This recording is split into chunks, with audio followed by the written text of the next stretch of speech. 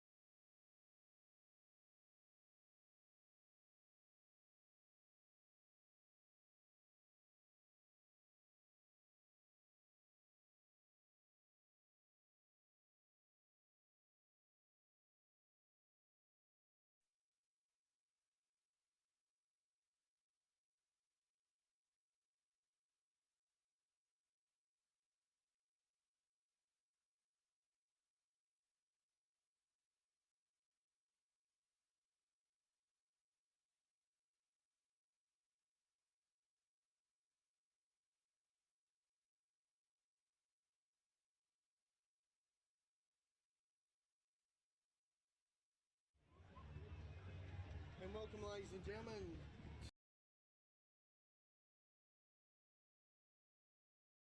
to QAFL Finals footy for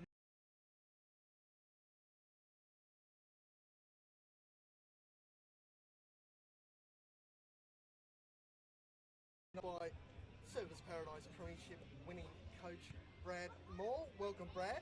Thanks, Kane. It's good to be here. I'm looking forward to another great game of football. I was here last week watching Redland play against Service Paradise, and I'm sure today's game against Palm Beach will be just as good.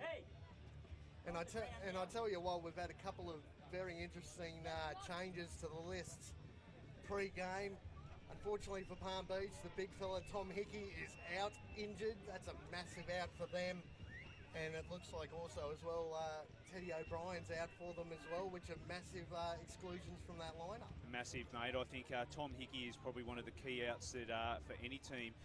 That calibre of player, to lose that on the eve of an important final is going to be pivotal. He's been such a big part of the Palm Beach setup all year, and not only that, he's been probably one of the best players, if not the best player in the whole of the competition. So that's a massive out for Palm Beach today. It'll be interesting to see how they set up. They've obviously brought in a young fella, Lewis McNally, who will probably go up into the ruck. But last week, when I was here, I was watching Malone play through the ruck. He was by far the best on ground. So they've got the ascendancy, I think, Redland through the middle in their ruck battle.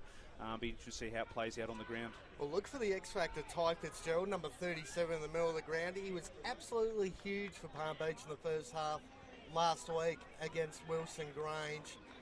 I tell you what, all of a sudden, you got the likes of Hickey that goes out of that side.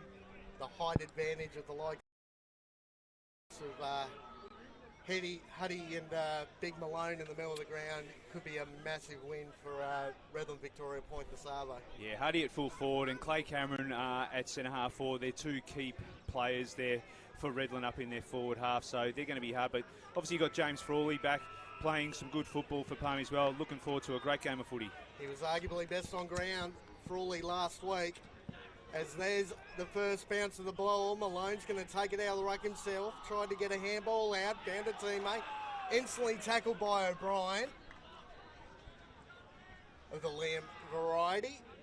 Teddy's out of the team. Liam's in, number 2. Keep a close eye on him. He was good in the second half last week as well. Instantly gets claimed. Another stoppage. Malone wins to the tap out. Ball comes to O'Brien again. Half smothered off the boot. Play on, says the umpire. Here's a chance for Palm Beach to go into attack. Kick to full forward, but guess who it is? Adrian Williams, as usual, on the last line, takes an easy chest mark. Big part of his game, isn't it, Kane? That intercept marking, reads the ball so well. Kicks it out wide. That's okay for the Sharks. The two supporter groups right next to the old scoreboard out there. There's not going to be any love lost between those two this afternoon. As players compete, good mark there by Frawley. Kicks it out wide. Finds the captain Dawson, who drops a mark he probably should have taken, but lays a good solid tackle. Brown got the kick off the boot finally. Looking for Cameron, goes to ground. Play on, says the umpire. Players come together and dive on it. Right on forward 50. That's a dangerous tackle, says the umpire. No. Going to take a stoppage. I thought that was a dangerous tackle there by Hirschfeld. Play on. Ends up with it now. Kick off the side of the boot into open space. Eddie's there for Redland. Good tackle laid. But Palmy come out of trouble again. Play on, says the umpire. That ball didn't travel far enough. Kick to half back. Finds Fitzgerald. Fitzgerald decides to go to that far side wing. Finds a teammate. Malone just drifting towards centre half back here. He's not going to follow his direct opponent there. He's getting sucked into the contest. Crowd yells for ball. No thanks, says the umpire. Another stoppage. So Palm Beach kicking with a pretty strong wind in the first quarter, blowing to that right-hand side of screen. So they've got that advantage. Malone already shown his dominance in the ruck. Just easy as you like there for Malone. Kick to centre forward for Palm Beach. Good tackle laid though. Umpire waiting. It's on the ball. Good effort there by the young man. And 50. Again, just like I witnessed last week with Redland, they set up so well behind the ball. So Palm Beach try to run and create off half back, but Redland's set up in their back half is so good. Play on. Instantly went off. Here's a chance. Steps back inside. Looks for a teammate on the outside. Drops the mark he probably should have taken. It's Brown. First goal of the afternoon. Well done. Joshua Brown. Who else would it be? He's such a goal sneak. He knows where the ball falls to. Good one-on-one contest there. Put it on the boot and was able to kick that goal. But again, started with a great tackle off half-back. Redland setting up really well behind the ball and loose players moving the ball forward. But yeah, make a point. Craig Malone is dominating through the ruck. How Palm Beach counteract that dominance in the ruck battle is going to be really pivotal to how they are able to move the ball forward from stoppages. Well, I tell you what, it was probably the last thing we talked about, wasn't it? Josh Brown, he's had a massive couple of years. That's goal number 40 for 2024. He's kicked 90 goals in two seasons of footy. It's been a massive effort by the young man. He's a great goal kicker. Any team would love to have a goal kicker like that. If you can kick 40 goals in a season of football, you know you're doing a great job. As a small forward, with Hamilman out, he might have to kick 3 or 4 this afternoon to give his side a chance. Umpire's found a free kick off the footy, so it's going to go to Palm Beach and it's going to go to O'Brien. Right in the middle of the ground, decides to kick out wide. Dropped the mark he definitely probably should have taken out there. That was young Stafford. Still got a bit of time. Stafford's got to get into the contest here. He's off the pack at the moment. Play on, says the umpire again. Plenty of tackling pressure coming. Good, solid contested mark there by the young man. That's Marcus White. Changed the numbers. He was number 6. He's now number 9. Kicks it back to Frawley at centre half back. Looking to switch. They've got a couple of extra numbers out here. Huddy's trying to shut the play down. Here we go to Palm Beach. Bypasses Fitzgerald. Finds a teammate though. Not the best of kicks. And the Sharks are going to try and come out of trouble. Stallard's there. Good tackle laid by Fitzgerald. Umpire's found a free kick in the back. I think Stallard just thrown down after he handballed the ball. So we'll go back to Stallard at half back. As Campbell Aston comes off the ground early. That's a surprise. Looking for Malone. Playing in front. Huddy gets up. Good solid chest mark. They're going to both be a handful this afternoon for the Palm Beach defence. Huddy. Where's he go from here? Decides to step around. Get on the left foot. Kick to half forward. But Frawley, all that AFL experience at half back. Play on. Here's a chance. Takes a bounce right through the middle of the ground. Looking for Beeman. Drops the mark. Now the pressure's back on the Palmy defence. Kick inside 50. Gets over the back. It's Brown once more. Rolling around. Can he step around Frawley? Cuts back inside. That's a beautiful kick to Finch. Great vision by Brown. And Finch, we talked about pre-game as well. Might be a bit of an X factor this afternoon. He's got an easy possession early. Yeah, Brown looks really lively up forward already. Finch goes around the corner from about 15, 20 out. Minor score. Yeah, Brown's looking very lively up forward. Good composure with the ball in hand. Doesn't get flustered under the pressure. But Frawley already playing a pivotal role down back for Palm Beach as well. Seacack looks like he's playing a little bit higher. He's on Husfeld at the moment, and that's where the ball looks to be heading. Husfeld's a good, solid, contested mark. Williams is playing in front. Beeman gets a handball out, really to no one. Tried to rove his own pack. Seacack's there as well. Gets pushed over the boundary line. Boundary throw in. A good solid contest. Sullivan looks like he's starting back as well across halfback, so that's an interesting position for him. Generally plays through the midfield. Ball comes to the front. There's O'Brien. Handballs to Fitzgerald. A couple of players not quite sure where to go. Here's a chance. Kick to centre half forward. Only Sharks there to rove that pack. Seacack's on the back. That's a good mark. Great effort. Great effort there from Seacack. He's a great intercept marker. He's been solid all year this year. Kicks out wide. O'Brien managed to keep the ball in just. Again, that kick to centre half forward's pretty good. That's the young fella. That's McNally. Finds a teammate, McNally. That's a great Launches finish. long. Look at that!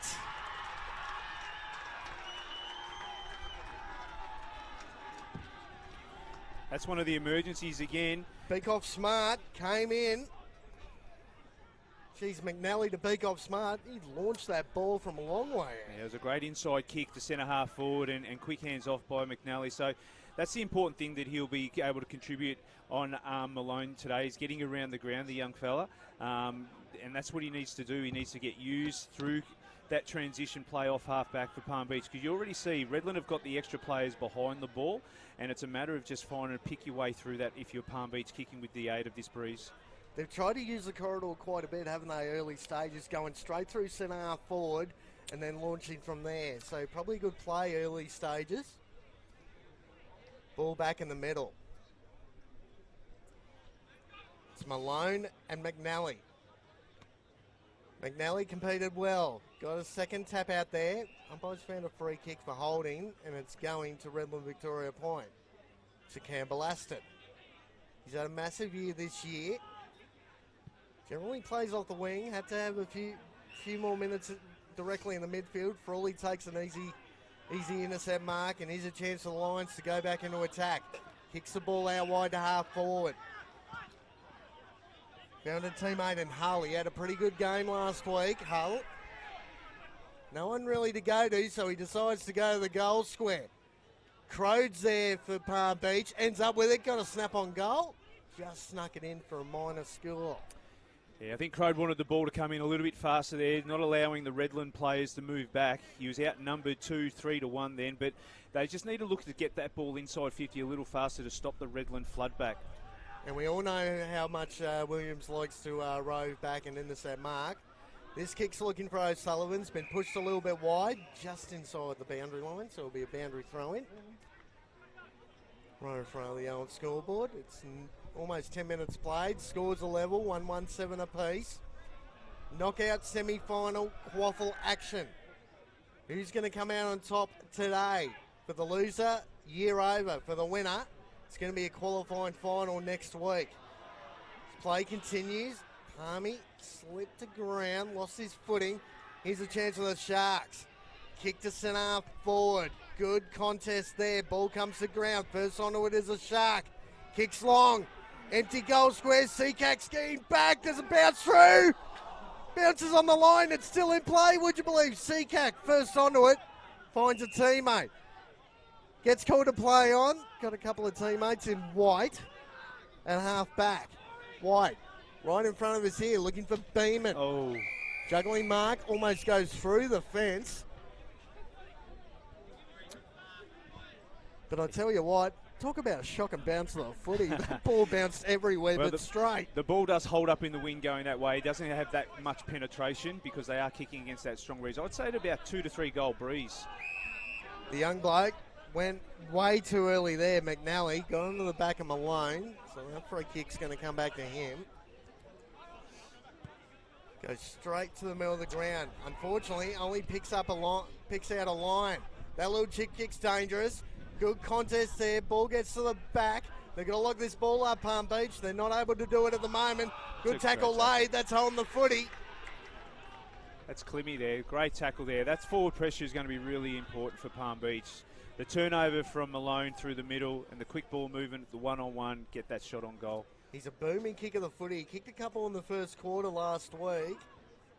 You think with the wind behind him, the distance shouldn't be a problem. It's just going to be a matter of accuracy. He's a bit of a live wire, Chilmy. A little bit quieter in the second half, but his first half was absolutely brilliant.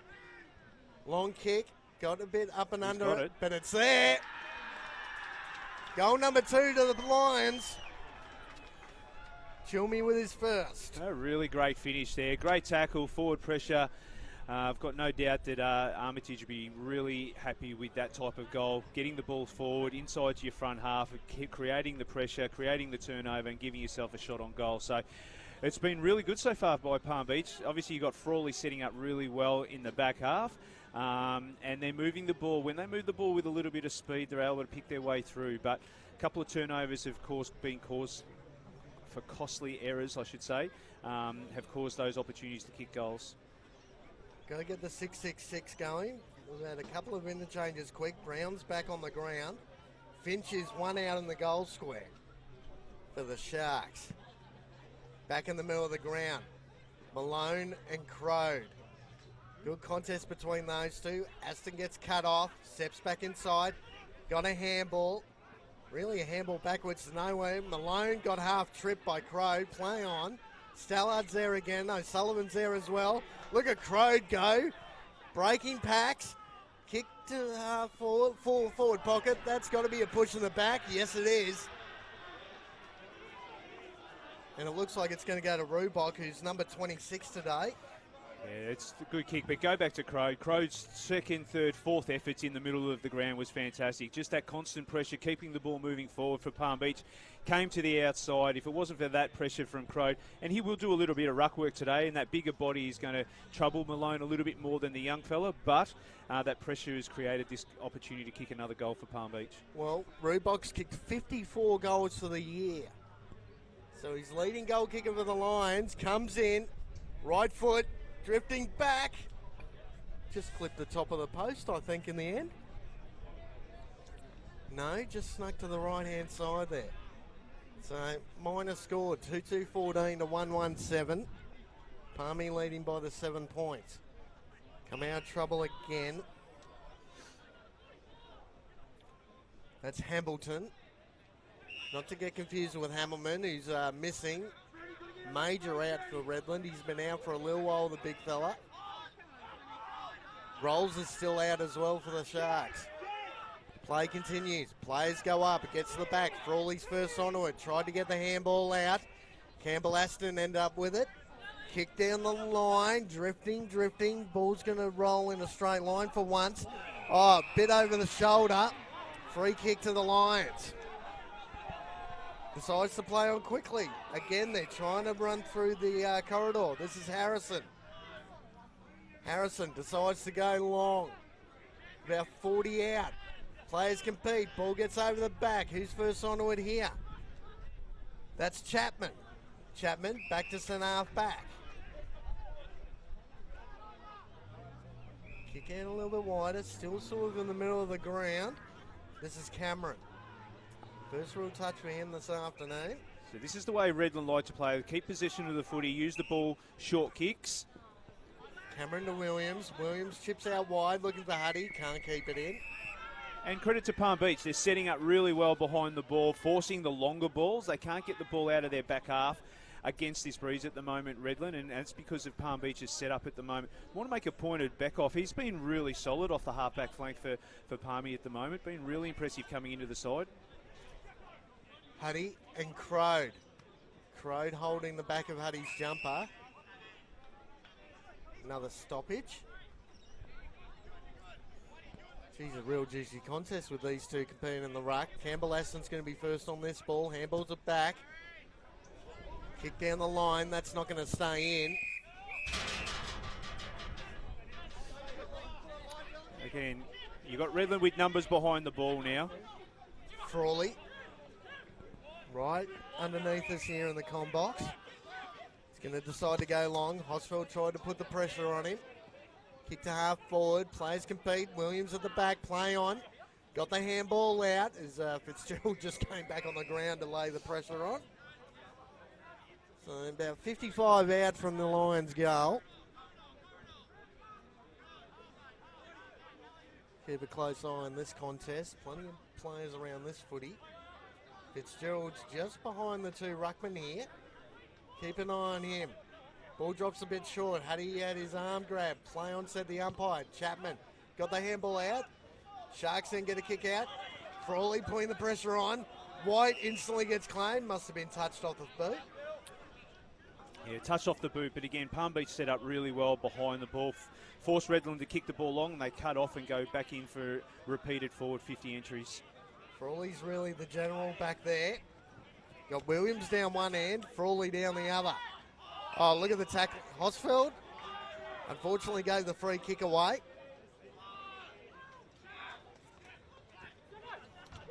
This is where Palm Beach need to just use the ball and force the Redland defence to come out, changing angles. That was Farrell to White.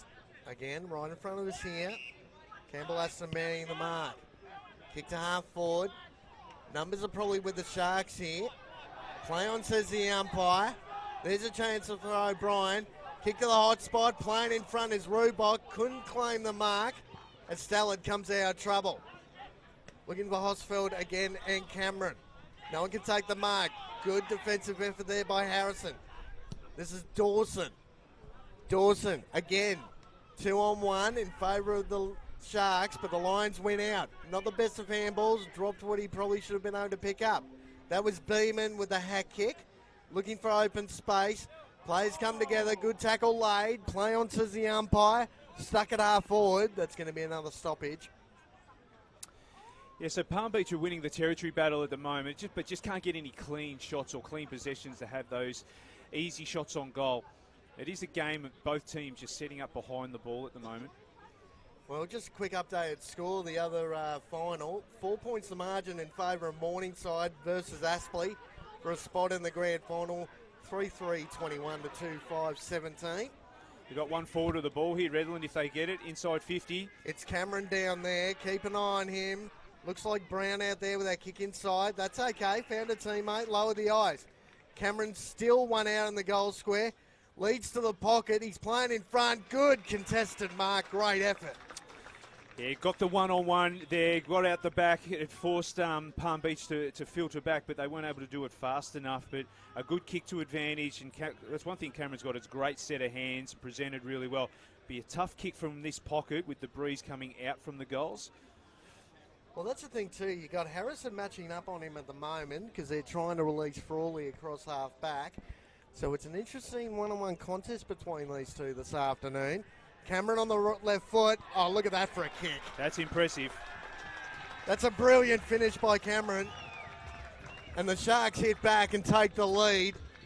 3-1-19 to 2-2-14. We've played just under 20 minutes in the first quarter. Yeah, it just came from a turnover in the middle. Palm Beach had all the numbers and it just ricocheted to Redland. And that allowed Clay Cameron to get out the back. And it forced Palm Beach to retreat. And that gave a little bit of space for the Redland team to move the ball forward, lower the eyes out on the half-forward flank, and then kick to a leading Cameron, who kicked a fantastic goal from that pocket. But probably against the run of play, Palm Beach have been dominating for the last 10 minutes, keeping the ball in their front end of the ground. But that's just Redland just staying in the game. Well, the scoreboard hasn't changed.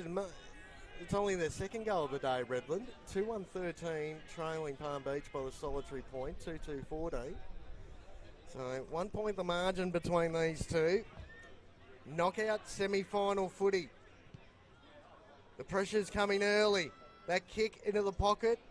Finch had his jumper pulled. Play on, said the umpire. Forces the ball out of bounds, but it's a free kick going to Finch. So he's pretty much in the same spot that Cameron was about 30 seconds ago. Yeah, I'm not too sure if Clay's over there giving him some advice considering he kicked it, but again, it is a tough pocket to kick goals from. Won the free kick there. I think the umpire paid an in the back free kick over in the pocket.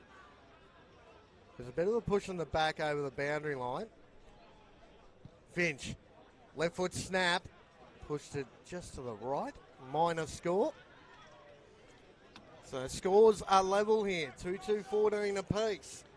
We had a couple of lead changes in the first quarter.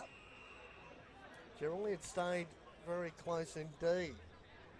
Frawley drops the mark he'd want back. Kicked half back, Seacack's got this one. Cameron stands the mark. Kick down the line. This is Ty Hayes. Hayes, bit of an up and under kick back in the middle of the ground. 2-on-1 in favour of the Sharks. They turn the ball over. They've got, again, the extra number here. Kick to half forward. Looking for Huddy. Grab of the arms. Got to be a free kick or mark. Bigger body, good positioning by Huddy. Huddy, little chip kick into the forward 50. That's a good kick to Cameron. You're doing okay when you've got a big frame and you can take those one-on-one contested marks, and then you've got a foot on you like that. He's drilled that into Clay Cameron, and you couldn't ask for anything more. And again, Jed Harrison's got all the work to do this afternoon. He's all of a sudden lining up on Huddy. He's got probably a few centimetres on him and definitely a few kilos. So Harrison's got his work cut out. Cameron for goal number 2 in about a minute and a half. Comes in, right foot, left to right. It's there. Cameron's kicked 2 in about a minute. And they take the lead back. And he's kicked them from both sides of the ground, both pockets as well. That's a beautiful kick from the pocket. Again, the wind is coming out from the goal mouth out to centre half forward for up that end of the field. So 2 beautiful shots on goal by Clay Cameron, and that's gets his opportunities. Great kick by Huddy, moving the ball forward. Probably come from a turnover from Palm Beach off half back. They transition outside 50 really well, but a real dangerous kick inboard.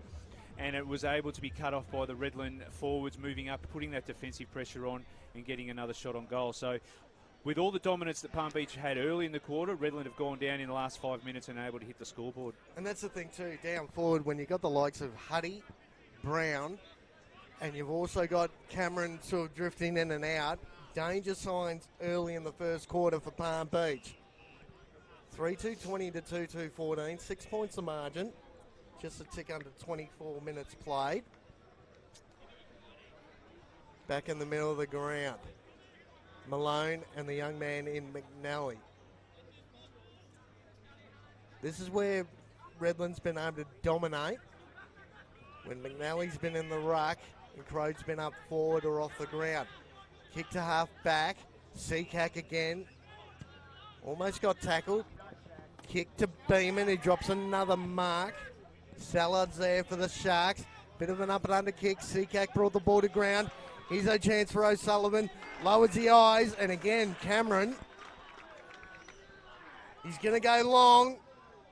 It's going to get held up in the breeze and gets pushed out wide. Just sneaks in for a minor score in the end. Yeah, but you've got the Redland midfield now starting to get more touches of the ball, starting to dominate through the middle of the ground. And then you've got Clay Cameron up forward. That's his 3rd mark in as many minutes. So he's starting to really show his ascendancy. And being able to have those halfbacks sort of push up in that line, trying to lock that ball in, is massive for the Sharks. Here's a chance for Palm Beach. That ball didn't really come out legally.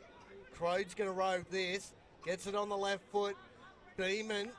It's going to beat him over the boundary line. Left forward pocket. Yeah, they've had a few opportunities, Palm Beach, across half forward. Their half forwards leading up to the ball. Hull was another one there, just dropping those uncontested marks, which would give them an opportunity to go in a little bit cleaner inside 50. Take those, be a little bit cleaner across half forward, gives you more opportunities. Well, Sallard's got to be careful on the way back. Beeman's got a really good aerobic capacity, so he can lead up the ground and catch you on the way back, which he almost did on that occasion. So Sallard's got to be a bit smarter there. As Malone got the tap out, Tommy Tyne dropped the footy. Play on, said the umpire. Ball's going to be kept in just. Bit of an up and under kick. Good luck marking that. Huddy gets over the back, plays the defensive role, punches that ball clear towards the boundary line. Miller's there for the Sharks. That's not going to probably be kept in. It's either a mark around the full. They've paid the mark. Right in front of the support. Look at the amount of supporters over that far side of the ground. It's great to see. Oh, Malone. Good mark. So a very, very solid back half of the year as Malone. Players come together. Ball comes to the front. Harrison, again, a bit of an up and under kick. Ball comes to the front. Malone's there for the Sharks. Fitzgerald's there for the Lions. Trying to keep the ball in front of him. Got the handball out. O'Sullivan lays the tackle. Good effort by him. Ball gets forced over again. Boundary throw in. Yeah, it's just really difficult to score for Palm Beach at the moment. They've had enough ball inside their front half of the ground. It's just how clean they're able to use the ball inside forward 50 and stopping Redland from flooding their numbers back and that intercept mark. Well, you're going to make the likes of Williams accountable. I've been saying that for about 18 months. He loves being 3rd man up. As play continues here, about 70 out from the Lions' goal. Sharks are first onto it again. Not sure how he got the handball out. Cameron takes another mark. Handballs it off instantly. Not the best handball I've seen from him this year. Kick to Huddy at half forward. You got Finch at full forward. Look at O'Sullivan screaming into the forward 50. Gets to the goal square. Again, shocking bounce of the ball. I must say, minor score. Huddy kicks the ball low and hard, and he gets great penetration on it for such a big guy. He's got a beautiful kick on him. Geez, O'Sullivan was screaming in from about 60 out, pleading for the ball. Good effort there by Crode. Got it to O'Brien. Chipped half forward, but again, they've got the extra number here, the Sharks, but good effort there by Beeman. Crode's there as well. Great effort there by the Sharks. That kick's going to be too wide, though, out on the full. That was better transition. They got out the back there because Redland had pushed up the ground and they had a better opportunity to lock the ball in. It's important here. There's a bit of breeze. Distance may not be an issue here. Well, you got Williams and Crode in the goal square. Decides to go short. Found a teammate. Looks like it's Beeman. Yes, it is. So Beeman's second on the list. He's kicked 42 goals for the year for the Lions. It's one they need. They need this goal going into quarter time. This is probably the wrong side to be kicking into that breeze too, isn't it? Far goalpost. Let the wind do the work. Beeman. Oh, look at that come back.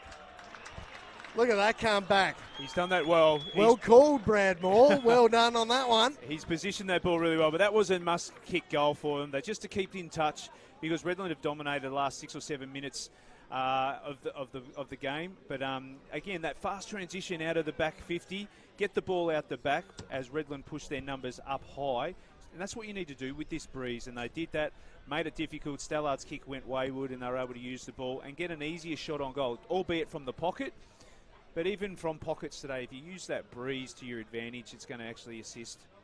Well, again, you know, the likes of Beeman and Rubok down there, they're that sort of, you know, the two-pronged forwards down there. They haven't got a lot of ground level, but then you put Crow down there as well. So both forward lines, they've got a bit of height, they've got a bit of power, and both are competing well at both ends of the ground in this first quarter. We've played a tick under 30 minutes.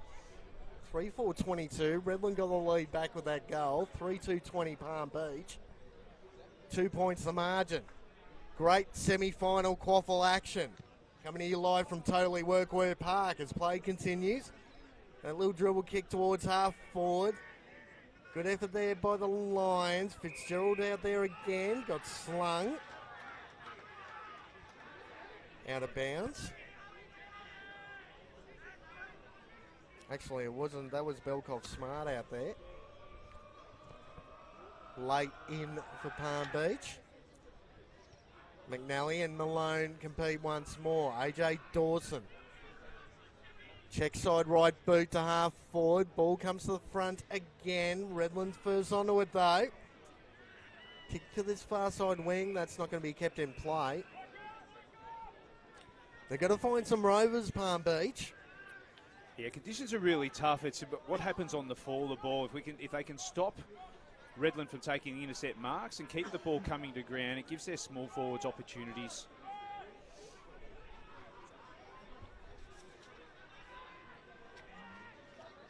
Play continues now.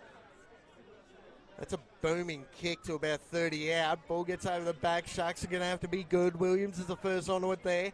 Over around the footy. Good tackle laid by the Sharks. As the siren goes, quarter time. That kick into the point post isn't going to count. So it's 2 points the margin here from Totally Workwear Park.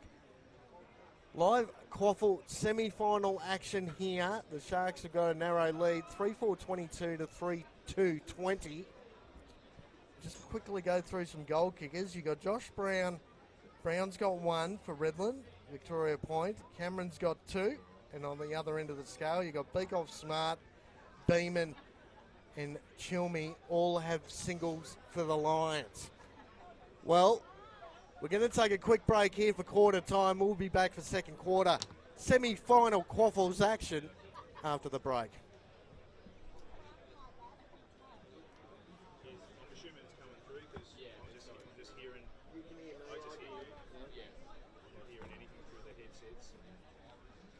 Every now and again it cracks. Yeah, but that's about it. Well, I tell you, if we put any more tape in this mouthpiece, I've been doing this, man. Yeah.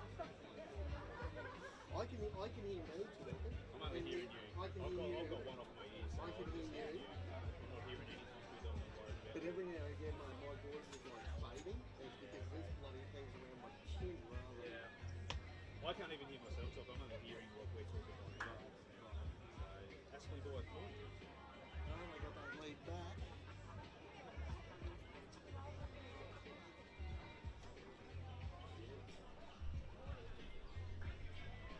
Who can go for longer between those two results? That's the good.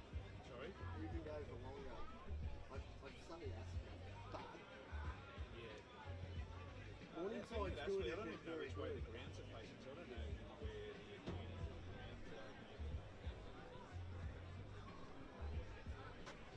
These will be a massive crowd up there today. Oh, yeah. Between those two. And again, another really good ground. Good ground, good spot to pull footy at. Try and load.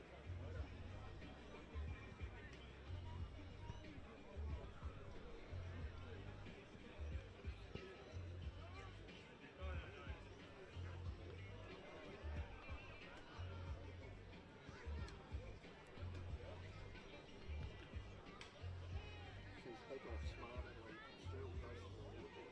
Sorry? Fitzgerald and Yeah. Smart basically looking. They've got one head. Yeah.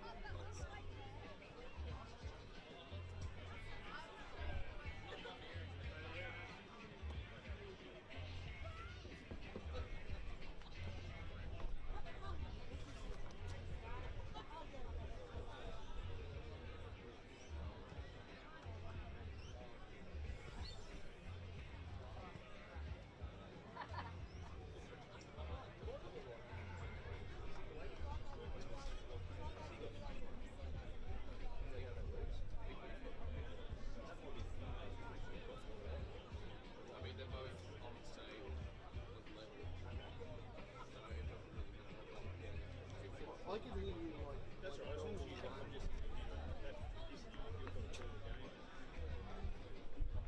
Special things. You did the Michael Jackson routine, just hold it up here. That's pretty much what I've done a few times. Just go,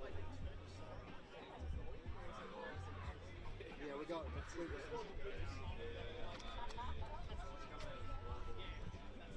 What's the music played out of? That's loud at the side. Yeah, you got the boom box, so. Ah, yeah.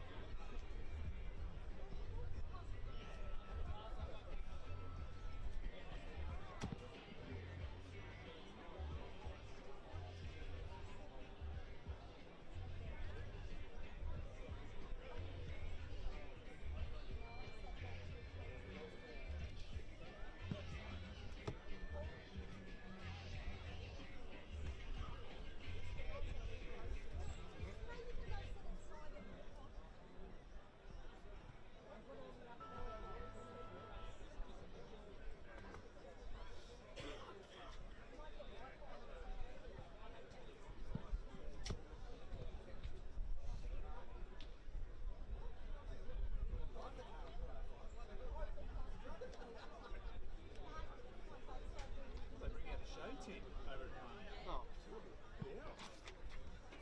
She's going all out today.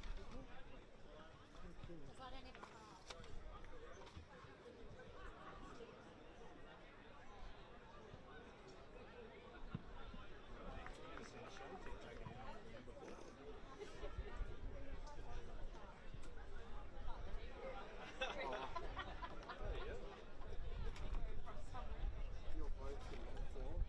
Oh, I thought it was both sides. Both sides. Two boats. Just about come back to you. Good to go. First quarter. Yeah. Cool. 3, 2, 1. And welcome back, ladies and gentlemen, to Totally Workwear Park for knockout semi-final QAFL action here between Redland-Victoria Point and Palm Beach Currumbin.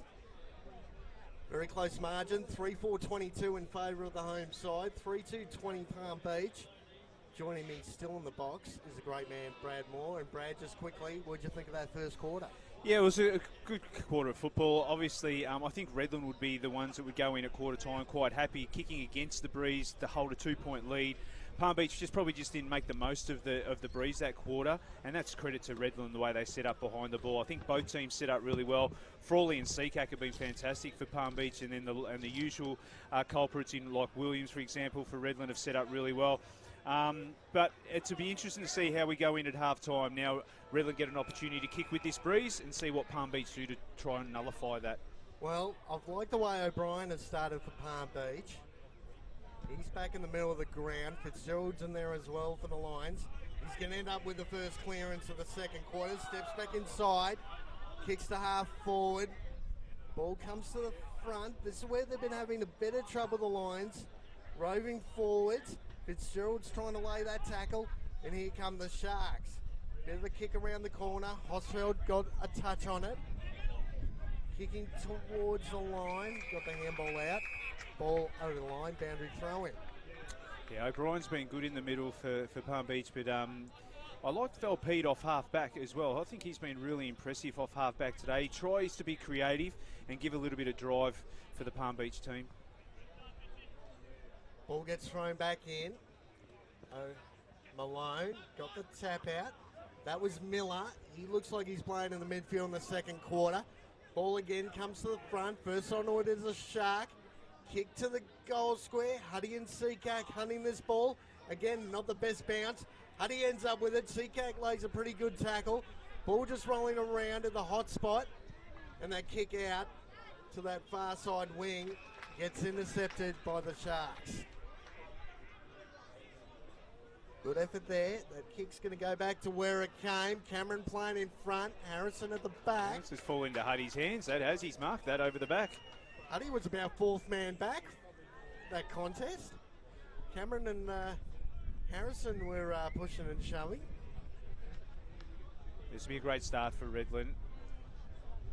And Huddy's been good. He's been really impressive in the first quarter, and this will be a great way for him to start his second quarter as well. But Huddy and Cameron have been really hard to handle already. Definitely the height discrepancy down in that forward line for the Sharks. They've got the advantage.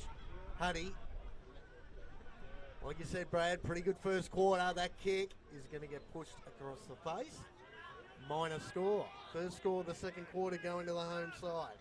Yeah, the big guys for Redland are really telling. Clay, Cameron, you got Huddy, and you got Malone. Really pivotal for the Redland team. Frawley down back. Found a teammate. Bit of a worm burner. Handball back inside. Valpede's had a really good first quarter in the start of the second. O'Brien back to Valpede. Kicked half forward, but no one really at home for the Sharks. Stallard's first onto it. O'Brien got intercepted, got clipped by Hosfeld. Free kick's been found. It's going to the Lions. That's Valpede. He's got another high free kick. He's been good already. Yes. And he's trying to be creative. He's trying to give that drive that Palm Beach need off half-back. It's just what's happening in front of the ball in the front half that's important for Palm Beach now. Kicks to a teammate. That's Hull. Hull sees a couple of spare men out wide. Going to go now. AJ Dawson. Looks like it was Frawley. Got the handball. That worm-burning kick to half forward. Got over the back. First on it is going to be the Sharks. Malone, bit of trouble picking the ball up. Stallard at half-back. Finds a teammate short. Just does the simple things well, Stallard. Doesn't get overawed when the ball's in his hand. Just makes great decisions. Huddy's having a great first half here. That's another sort of worm burner. Got over the back. Saw Frawley was out of position. Kick to the goal square. Can Cameron get there? Kept it in. They've caught him a few times out the back, haven't they? Yeah, well, going down this end of the ground where the wind's behind your back as well, it allows for that fast transition. And that's what happened there. They were able to get out the back, caught Palm Beach napping. Cameron, right foot snap is there. So that's goal number 3 for Cameron. Yeah, only early into the second quarter, he's already kicked 3 goals. He's already playing a pivotal role And we said the big guys, him, Huddy, and Malone, even before Malone was able to clean up off half-back. So he's getting behind the ball, doing what good ruckmen do. And then once they win possession of the football, the half-back flankers run off, create, and get the ball to the key forwards as they're doing at the moment. You would have thought, obviously, Hamilton being a big out for Redland, but when you got the likes of Huddy and Cameron to step up to the plate, they're just showing that they can do the job as well. And just the vision from Huddy, wasn't it? Seeing what was in front of him, saw Frawley was out of position, got it over the back, and then Cameron running into the goal square took an easy chest mark in the end and finished off well. Ball's back in the middle. McNally and Malone. Malone got the tap out. He's definitely dominating the ruck. Got the handball back. Here's a bit of run and carry through the corridor. Kicks half forward. Frawley playing in front. Got the fist onto it. Good tackle laid by White. They've locked it up across half forward.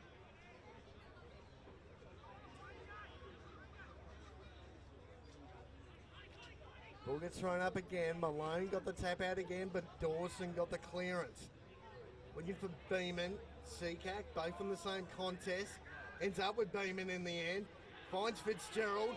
Fitzgerald gets chased down, got a foot onto it somehow, and here's a chance for the Sharks to rebound. Kick to half forward, but Dawson at half back cuts it off. Yeah, it's Peterwood. Peterwood's been really good already through the middle for Redland, but he's probably disappointed with that entry inside 50. That's Seacack out there. Not Seacack, sorry. Rubok. Rubok looking for White. Fitzgerald takes an easy chest mark in the end. Just looking forward to this footy. Not quite sure where Fitzgerald's going to go here, so he decides to go in short to Beeman. That works. Kick back in board is really to no one. And here's a dangerous sign because the Sharks are off and running. Again, Cameron streaming into the goal square. He's got way too much leg speed for Frawley. Frawley did well there. Look at that for a kick. It's there. I've been trying to track this bloke all afternoon. Will Johnson. He's been really dangerous up forward as well for the Sharks. Again, a costly turnover at half forward for Palm Beach, and it created that run. Peterwood through the middle again out the back like you mentioned. And Cameron, for a big guy who can take great contested marks, he has got some foot speed as well. So he was able to get in front of Frawley, and that's the difference between the two teams at the moment. You go Palm Beach in the first quarter, they weren't able to get any ball out the back, and Redland already, they're just using this win to their advantage. They're getting their forwards up the ground, they're turning their defenders around, and they're able to kick scores or put scores on the board because of it. So the difference between the two teams is quite telling, and danger signs now for Palm Beach. 15-point lead. We're only early into the second quarter. 5:35 to 3:2:20. Tick over 7 minutes play, but you're right. You're right, Brad. Danger signs early for the Lions. Here we go again. It's Peterwood out of the middle again. Peterwood's dominating with the clearance work. Johnson again. Road, Valpede to White. Bit of a hack kick. 1-on-1. Who's going to win this contest? Beeman. Juggling mark, good effort. Salah trying to hold it up. Slow the play down.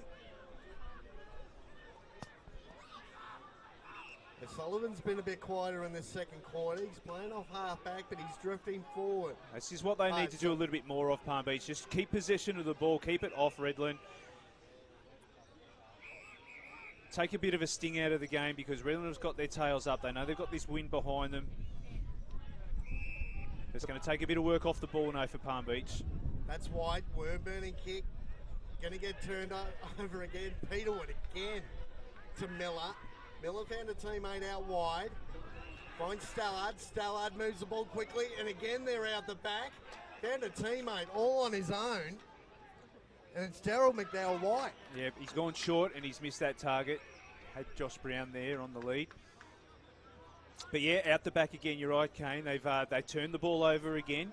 Redland have got their numbers. And that's what they're just pouncing on at the moment. Just the turnover on half back for Redland, half forward for Palm Beach. And then they go. Their foot speed and their foot skills are really coming to the fore here in the early stages, second quarter. Still 15 points the margin. Back in the forward line for Redland-Victoria Point. Going to be thrown in. Huddy got the ball to the front, but the Lions, not quite sure he got that handball out. That was Dawson again, and here's a chance with Beeman. That kick back inside, defensive 50. Williams is going to be first onto it. The young man's got to lock this ball down. McNally still chasing Williams. Great tackle by McNally. Play on, says the umpire, and it's a free kick, unfortunately. Unfortunately for McNally, it was a great chase, great forward pressure, did all he could do there. Unfortunately, then the second tackle that came in was in the back by Rubok, and it relieves the pressure for Redland. Juggling attempt on a mark from Stallard. Still had a bit of time to track that ball. Found a teammate at half back. Kick back in the middle's okay. That was Bailey Reeves. He's been a bit quiet in the first half. Hosfeld again finds a teammate out wide. Frawley probably took the player out. Yes, he did. White's going to try and cut this one off as well. Can't do it on that occasion. Got two big forwards. Dylan Smith chips the ball in. Miller gets it on the right foot to the goal square. It's going, it's there. That's a goal. Yes, it is. Miller. Scotty Miller. Rode that pack like an expert there. Got it just on the right foot. And the breeze did the rest. I was going to say, Kane, he kicked it high enough. He let the wind do whatever work it needed to do to get the ball to go through the goals. But again, the difference between the two sides is that ball use and the spread from the Redland players. They're making this ground as big as possible. They're lengthening it, but they're also creating a lot of width. Palm Beach aren't able to cut off the kicks coming off half-back by Redland. They're using the ball so much more cleanly than what Palm Beach Football Club are, and that's why they're able to hit the scoreboard. It's been a really dominant display in the first 10 to 12 minutes of this second quarter. And that's the thing, you've got O'Sullivan here on the wing, so he's basically drifting through the arcs. Whichever way the ball ends up going, he'll drift to half back or he'll drift to half forward. So, got to keep a close eye on him. He hasn't had a lot of the footy, but he's such a dangerous player with ball in hand. You think that Palm Beach, with Crode in the ruck now, against a smaller opponent, should dominate this stoppage. And what happens? The Sharks player on that occasion. That's it. McDowell wide. Surprise, surprise. Kicked hard forward, looking for Cameron. Dropped the mark.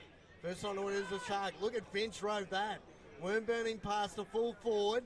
They've still got a spare player in Aston. He's going to get run down by Tommy Tyne. That's on the footy. And speaking of guys like Tommy Tyne, he's got to get his hands on the footy. And he's got to get the hands on the footy now.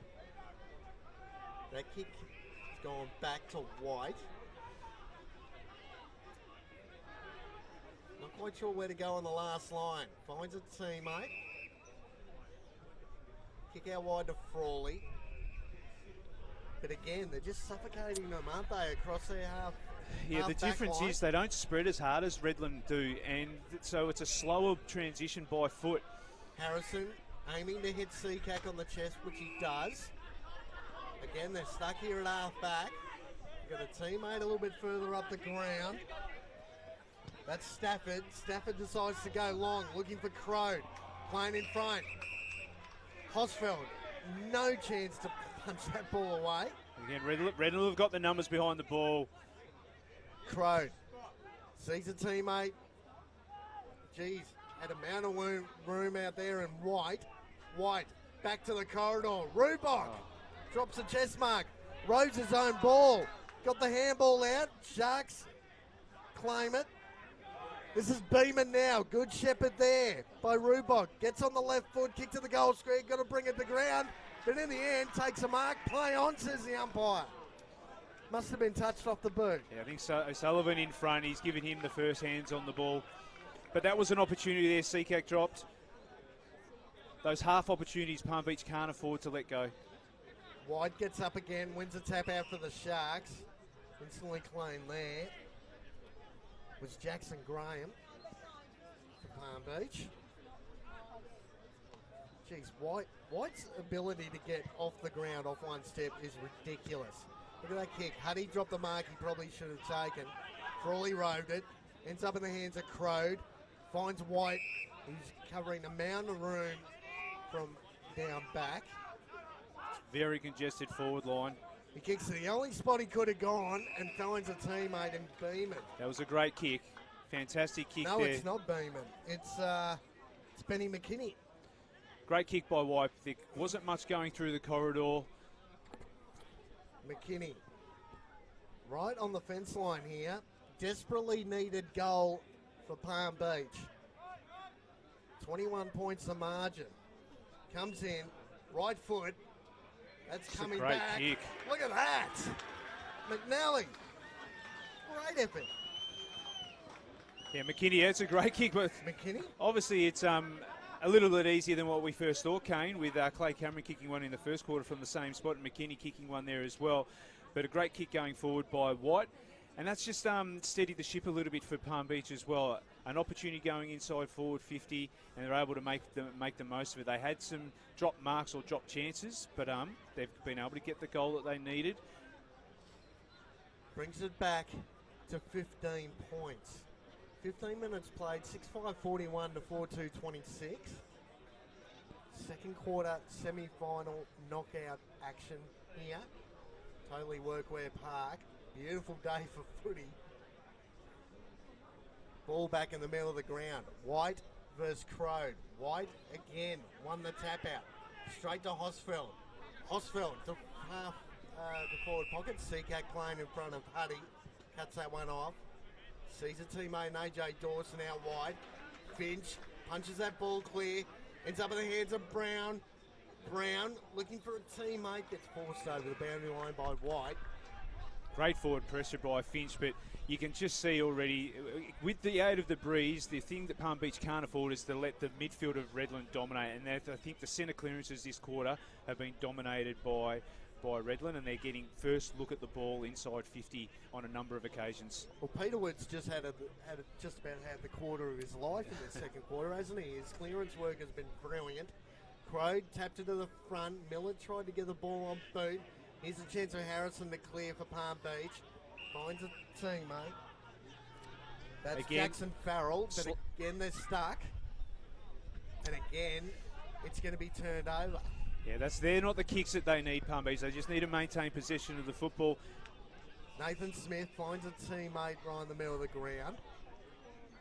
Campbell Aston chips the ball. That's okay. Now the long ball. Seacack, Frawley and Seacack smother each other. Crow trying to row it. Seacack back on it. Frawley clears for Palm Beach. Looking for McKinney again. Drops the chest mark. Steps back in board. Look at that for play. Great effort. That was fantastic stuff there by Matt Hamilton. Composure just didn't blaze the way. Palm Beach have got numbers deep inside forward 50. Lowered his eyes, and Clay Cameron again. He's going for goal number 4. Hamilton, that was just brilliant. In congestion, in traffic.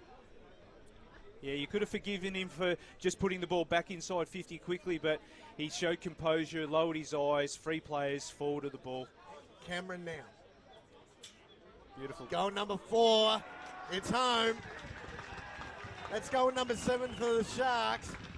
7-5-47 leading Palm Beach 4-2-26. 21 points the margin once again. But again, great setup, and Redland set up really well behind the football. So Palm Beach inside defensive 50, get a rush kick forward. Redland have all the numbers, and rather than just blaze away and just throw the ball on the boot, Hambleton shows some great composure, lowered his eyes. Cameron comes up at the football. McKinney again playing in front, slides in, drop the mark. Kick on goal. Who's getting back there for the Sharks on the last line? The milestone man earlier this year in Thompson. Got the fist on it, punched it over the line for a rush behind. 4-3-27, 7-5-47, 20 points the margin second quarter. Tick under 20 minutes played. Crode again playing in front of Huddy. Got the handball out. Oh, good luck marking this, boys. Rubog trying to get to the front position, but in the end, Williams on the last line, way too easy. Handball inside. That was Peter Wood. Again, they're changing the angles. They're using the ball well. This is Brown. Kicks the ball to Cameron. Cameron to O'Sullivan. O'Sullivan to Hosfeld. That's great. Great foot skills by the Sharks. Really impressive ball movement by Redland. Started with Williams with the intercept mark down in the goal square, and just used the ball so much more efficiently going forward. Again, they're lowering their eyes. Even though they're kicking with the wind, they still lower their eyes, use the easy target, and then they break. Once the ball's forward of 50, they've got space to work into inside that forward 50 end. That leg speed for the Sharks is really, really getting on top of Palm Beach in the second quarter, isn't it? Yeah, they're definitely turning their opponents around forward of the ball, and it's causing a lot of problems for Palm Beach. Hosfeld, right foot, it's drifting to the right, but it is there. They increase the lead, the home side. Hosfeld's got his first. 8-5-53 to 4-3-27. Yeah, but if you were to go through that passage of play again, the ball did not touch the ground from the back goal square, defensive goal square for Redland, all the way through to the mark taken inside forward 50. So that efficiency with ball in hand, that kick mark game that Redland are so good at, was really prominent in that passage of play. You can guard the space behind the footy, can't you? But in the end, when the change of angles and the foot speed from the Sharks is like that, good luck. It's going to be impossible to defend. Well, they play a great game style, Redland, because they do come to the ball and they do lower their eyes to use those kicks, which then keeps the defenders thinking, are they going forward or are they going back? You can't set up behind the footy and just sit back and wait. Campbell Aston lays a tackle. Just another stoppage in the middle of the ground. And nothing worse for a defender, isn't it? Where you're not quite sure. Do you go? Do you stay? No, exactly right. You end up in no man's land. Croden, Malone again. Chip kick out. Oh, that's good. Great effort by Thompson. Playing in front. Coming back with a flight. Great effort by Small. He's small in stature but big in heart. Handball back to Stallard. Stallard saw a teammate out a bit wider. Chip down the line. They want to get that run and carry going once again. Kick to half forward.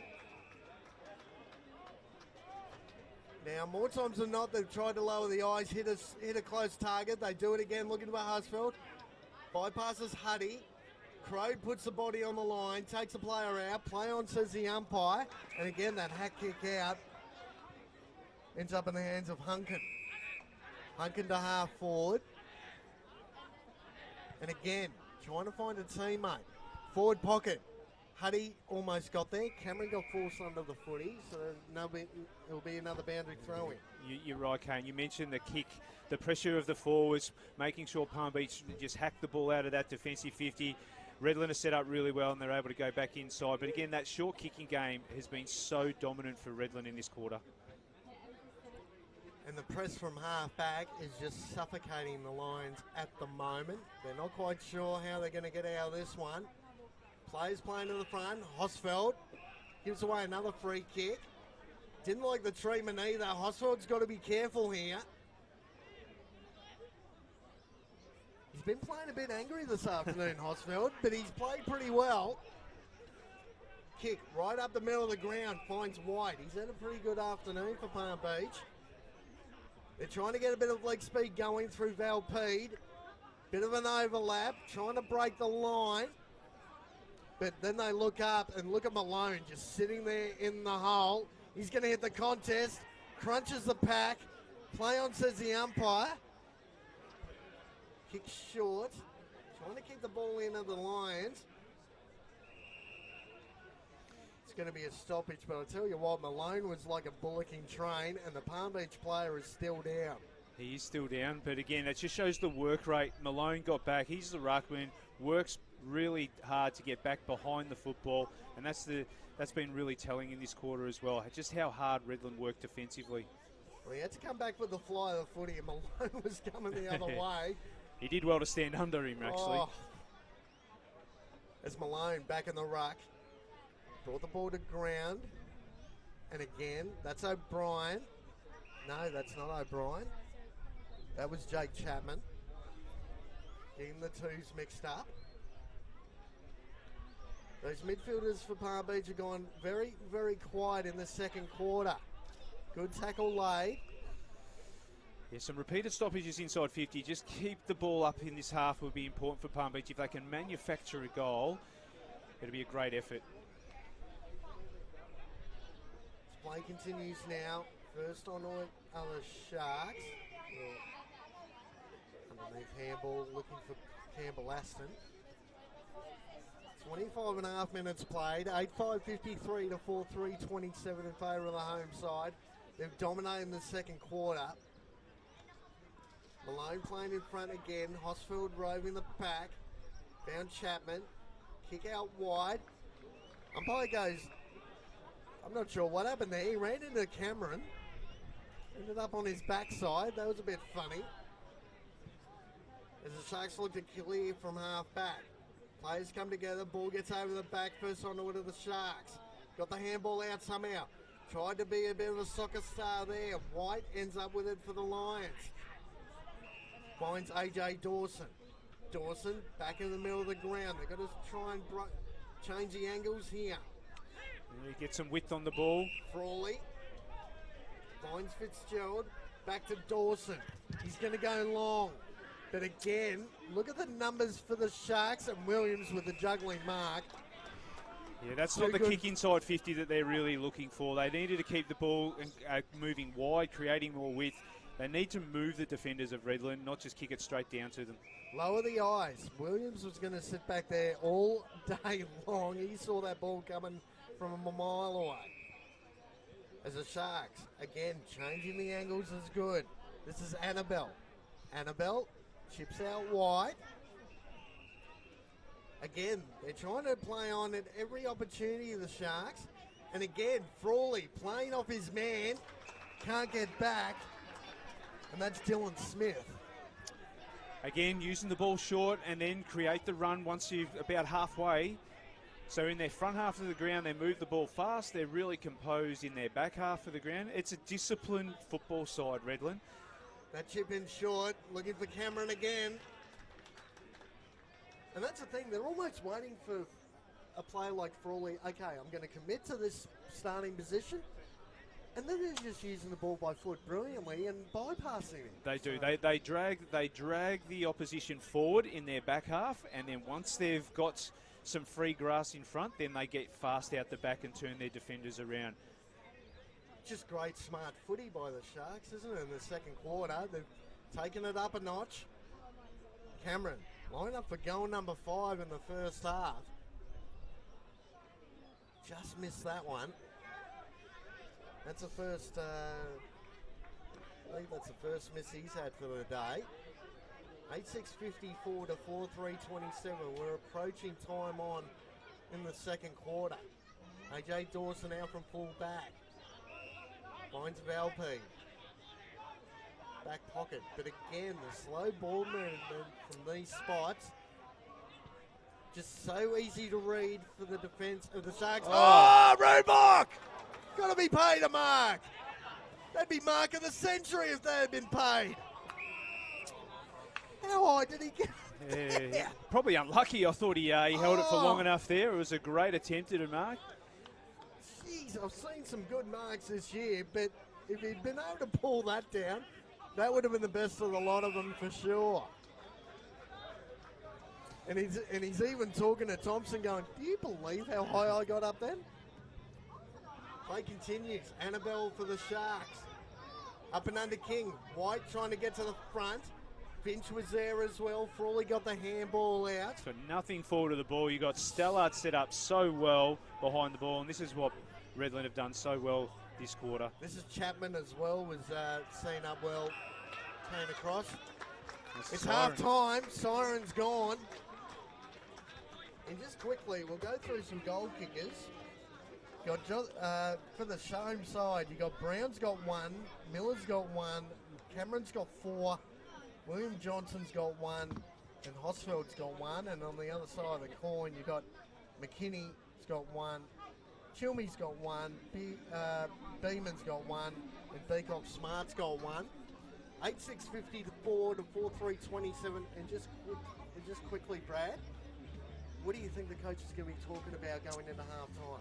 Oh, I think Phil Carter's going to be really happy with the way his troops went about things in that quarter. They were really disciplined in their approach of moving the ball forward. It wasn't just let the wind do all the work. They were smart with how they controlled their setups behind the ball, used the ball really well by foot going forward.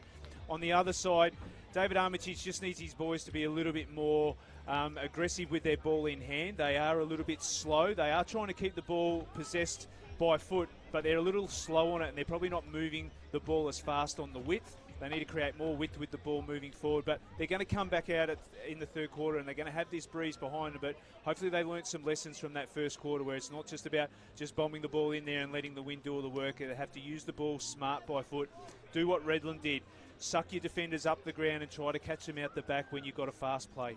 But Redland have got the ascendancy. They've had a great quarter of football. It's going to be all work to be done for Palm Beach. Well, we're going to go to the long break here at half-time from Totally Workwear Park. It's the Sharks leading the Lions in knockout semi-final QAFL footy. We'll be back after the main break.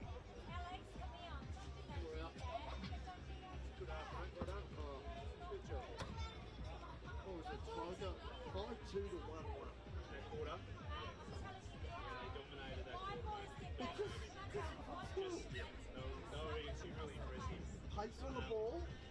Last week, Circus had a lot more pressure on it. They weren't as fast with their ball movement. Yeah, he got found out a lot. Like, CTEC was really important, but he got found out a lot more. And he got caught out the back a lot. He was playing sort of in between. He wasn't going up, he wasn't going back. Better off like Williams to stay back. Just stay back and let all your other defenders do all the work. When in doubt, start back. Yeah. Start deeper. It's like 7 years. Yeah, exactly. I'd actually nearly be inclined to do forward. Try to find someone who you can target into. Because they haven't got anyone What are they down? They're about 4 goals down at the moment, 5 goals down, so they're still 4 goals. Yeah. They need to find have it used. 27 points. I mean, in the end, 27 points, if you can they keep with the breeze, they're nearly going to shoot. At least they were begging or only be within a goal, at least. If they're not within a goal, it's really hard. Morningside are up by 8 points. Yeah. And then you see the one like did a big number of Yeah. but they got done by when Lampool knocked them off. Yeah, that was... What happened there? That was just like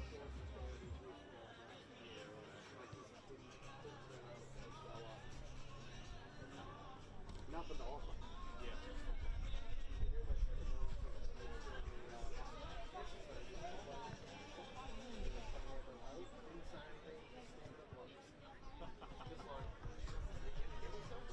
And then by 3 points on, it's like, now I heard rumours that they gave up pretty quickly once it got a bit hard, because it was obviously muddy and whatnot. oh mate, 12 inches of mud. Hey, it's stop No, that's right. And boom, when they say they coached 3 days earlier. Yeah, that's right. Yeah, well, I said to someone, I said, oh look, normally teams do respond when a coach has been sacked, but that's a bit ridiculous. 100 points against the team in the second on the ladder. I'm going to just go get a drink. I'll be back.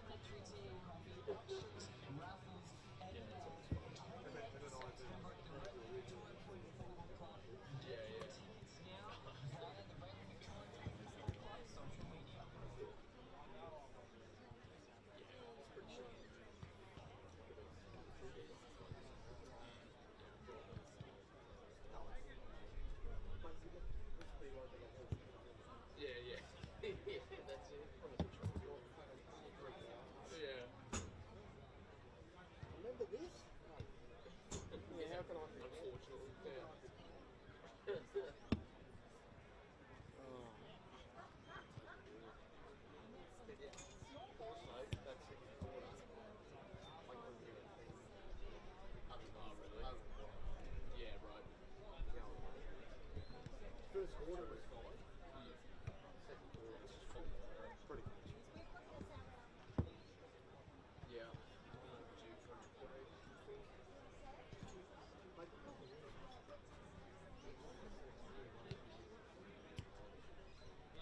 Yeah. Yeah, what about it? Yeah, yeah. They're not going to do it. Yeah. Yeah.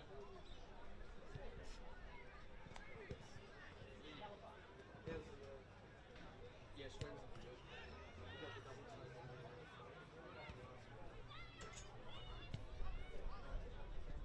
Oh, true, yeah. Yeah, yeah.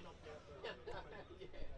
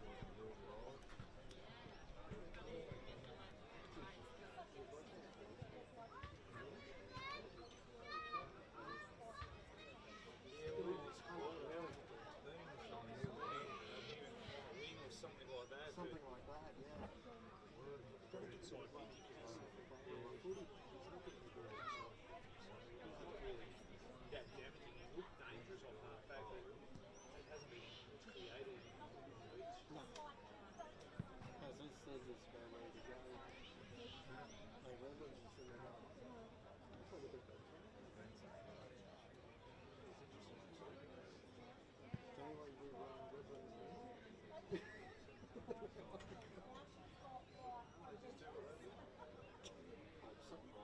Well, exactly. They're probably out of schedule working. No. They work on time. They've got 20 minutes. What about 10?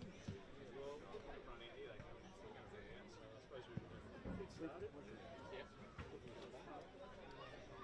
they're going to nearly run into positions. Oh, yeah.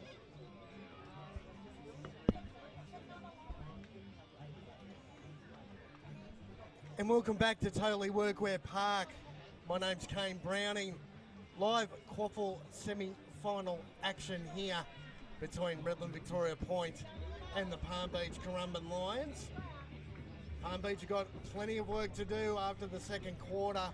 It was 5 goals 2 to 1 in that second quarter. I'm still joined in the box by former Surfers Paradise Premiership winning coach, Mr. Brad Moore. Brad, just a bit of an insight with that first half. Yeah, well, it all came down to the second quarter and the efficiency of Redland. They were able to use the ball really well going inside forward 50, controlled ball use in their back half, and then when they got the opportunity to move the ball fast, they caught Palm Beach a number of times out the back and were able to get easy shots on goal. Obviously, you've mentioned that Clay Cameron has kicked 4 goals. He's been the dominant forward, but Huddy up there as well has caused some headaches, and they've got their smalls on the ground that are doing their work. Palm Beach, it's just a matter about how they use their ball efficiently going inside 50 for themselves with this breeze behind them. It's at least a 3 or 4 goal breeze, but they didn't make most of it in their first quarter. They need to obviously do that this quarter to give themselves any sort of a chance. Frawley and Seacack have been really important for them down back, but they haven't really been damaging going forward, and Felpete's another one. Looks dangerous off half-back, but hasn't been able to get the ball going inside forward 50 to cause troubles for Redland, whereas Redland, the stalwart Stellard, Williams, for example. They've also got Harrison Hunkin, who's been fantastic off half-back. They've just been setting themselves up, really disciplined in their approach, and this is what I witnessed last week against Surfers Paradise. So it's all for Palm Beach to do. It starts in the midfield. Well, third quarter, the premiership quarter as we like to call it. Redland well in front at the moment. 8-6-54 to 4-3-27. And here they come again through Hosfeld getting the first clearance. Looking for the likes of Johnson. O'Sullivan hits the pack hard. Got a knee on the ball there. Annabelle's roving around. O'Brien. They're going backwards here, Palm Beach. The pressure is on. They're trying to clear from half-back. That was Valpede. Found a teammate in Rubog, but he dropped the mark. He's well up the ground. Finds Beeman. Now again. They probably need to go to their one-on-ones. You've got Crow deep. Decides to go out a little bit wider. Looking for McKinney again. That's a good mark. He looks lively down there, McKinney. He kicked one in that, or their only goal in the second quarter. But again, good ball movement coming through the middle of the ground, hit up targets, and kicking the ball to advantage. Well, McKinney desperately needed a goal here to close the margin. 27 points at the moment. Can he get it to 21? Leans back. That's not going to get there. Minor score. So they haven't kicked the goal there, but this is where they need to lock the ball inside their front half. Make it really difficult for Redland to move the ball out. They should know if they learnt their lessons. They're going to try and chip their way through, but they need to force them to kick a long ball to a contest. Here come the Sharks from full back. Looking for the likes of Malone. Playing in front. Seacat gets over the back. O'Sullivan's there. Fitzgerald's there. Miller's at the bottom of the pack. Campbell Aston. And a couple of teammates laying solid tackle there. On the bottom of the pack is Miller. O'Brien's going to try and get his hands on the footy in this quarter. Hosfeld again, he's had a fair bit of the footy, bit of a tug of the jumper there. Play onto the umpire. Bailey Reeves. Been a bit quiet this afternoon. Seacak's matching up on him in this quarter. Kick up the ground, that's too far, and Frawley is going to intercept at half back. AJ Dawson doesn't hit the target. Johnson's on him, forces the turnover. Here come the Sharks again, steps back inside, good tackle lay, that's on the footy. They play on instantly. Tommy Tyne feeds a handball out to Fitzgerald. Fitzgerald's going to go to half forward. Stallard was there, goes over his head. Crode's there for Palm Beach. Look at Malone on the last line. He's done a hamstring. Little chip kick up to Stallard. Keep an eye on that. On Malone. He's pulled up extremely sore. Miller roves the pack again. Yeah, Malone grabbed hold of his hamstring as he was tracking that ball towards the goals. It is hot, whether or not it's a cramp. Keeping him out on the ground. Williams. That's a goal. That's snap on goal. First goal of the third quarter goes to the Lions. That was Crode, I think. That was Crode. No, he has definitely done a hamstring injury here, Malone. This is going to change the scheme of things quite significantly. He's dominated. He's gone. He is gone, Malone. That's a massive injury blow to the Sharks. Yeah, he's been really pivotal. Obviously, they've got Huddy that can go into the ruck, but just in the scheme of things for where the season's at for Redland as well, that's going to play a big part going forward. Jeez, massive blow for them. He's trudging off in the hands of a trainer. And again, what do they lose by Huddy coming up into the ruck contest? Now they're lacking a little bit height down forward. Now you definitely need the likes of Finch and Brown to really step up as that smaller forward line. Cameron's going to maybe have to play a little bit deeper, which then forces him out of that comfortable centre forward role. Bit of push and shove between Cameron and Harrison there. But you're right, Huddy going into the ruck now means that Cameron is the main man up in the forward line, and it allows Palm Beach just to set up and free up players for that intercept, which Frawley generally does quite well, or Seacak. Huddy got the tap out down. They're staying on the defensive side of the Sharks wingers. Got to clear that ball there. That's Chapman. Chapman looking for a teammate. Plays on first opportunity. That was Peter Wood. Little chip over the top. Cameron streaming into the goal square. Finds Miller running back. Peter Wood's been fantastic again today. He's picked up from where he left off last week with a solid game. Miller plays on quickly. Left foot. Pushes it to the right. Minor score. But Dylan Smith was really good there. Just lowered his eyes. He led Frawley to the ball. And that's the challenge with Frawley. He can drop off to take those intercept marks, but he allows his forward to move up to the ball. And that's what Dylan Smith needs to do. They are lacking a bit of that leg speed in defence, aren't they, to close the gap and try and defend. As they're coming out of trouble again through AJ Dawson. That ball's going to get over the back. Players come together. No one's going to clear that ball. Stoppage. Right in front of the ambulance out there. We're a bit delayed on the broadcast this afternoon. There was a major injury in the reserves game, which pushed the time out a little bit. We didn't start till 2:30, so we lost about 20 minutes. As play continues, Annabelle got it on the right foot. Finch, look at the pickup. Steps back, looks for the... Oh, look at that. That is absolutely brilliant. Great foot skills. By Finch, and Cameron leading out again, line up for his fifth. Yeah, great foot skills, composure, hit the target. Forwards love that. Forwards with ball users who can kick the ball and just not allow you to break stride. And once he gets a couple of metres, Cameron, he's got a little bit of leg speed that first couple of metres. He opened the gap to about 5 by the time he took the mark. And this will be almost a dagger in the heart for Palm Beach. Cameron, right foot. It's going, it's there. Goal number 5 to Cameron. And almost an instant response from the home side. They increase that lead back to 27 points. Yeah, look, you could say he's been the difference already through the course of this game. He's kicked 5 goals. We're only early into the third quarter. 5 out of 9. He's been pivotal. But it's real hard to defend when the ball is delivered that efficiently to him as well. So he must be loving the way the ball is being delivered to him up forward. But again, you look at the difference between the two sides. Palm Beach had possession of the ball and they weren't able to clear the ball with any clean disposal off half back. The ball gets turned over, Redland keeps it in their front half, and they hurt them going the other way just because of their greater efficiency with ball in hand. The middle of the ground turnovers have been costly for Palm Beach this afternoon, haven't they? They've just turned the ball over on the worst part of the ground you want to be turning it over in. And the foot speed and the foot skills of Redland-Victoria Point have just been dynamic. This play continues now. Peterwood trying to close this play down. Couldn't get there. Here's a chance for the Lions. Going back inside, attacking 50. Crode's playing from behind. Tries to shut Williams down. Who's there for Palm Beach? Ball gets dropped. Crode's still around the mark. Ball just rolling around. Who's going to pick this one up? Chapman's there for the Sharks. Ends up in the hands of Williams. Kick to half back. And playing in front is O'Sullivan. O'Sullivan chips the ball up. Fitzgerald.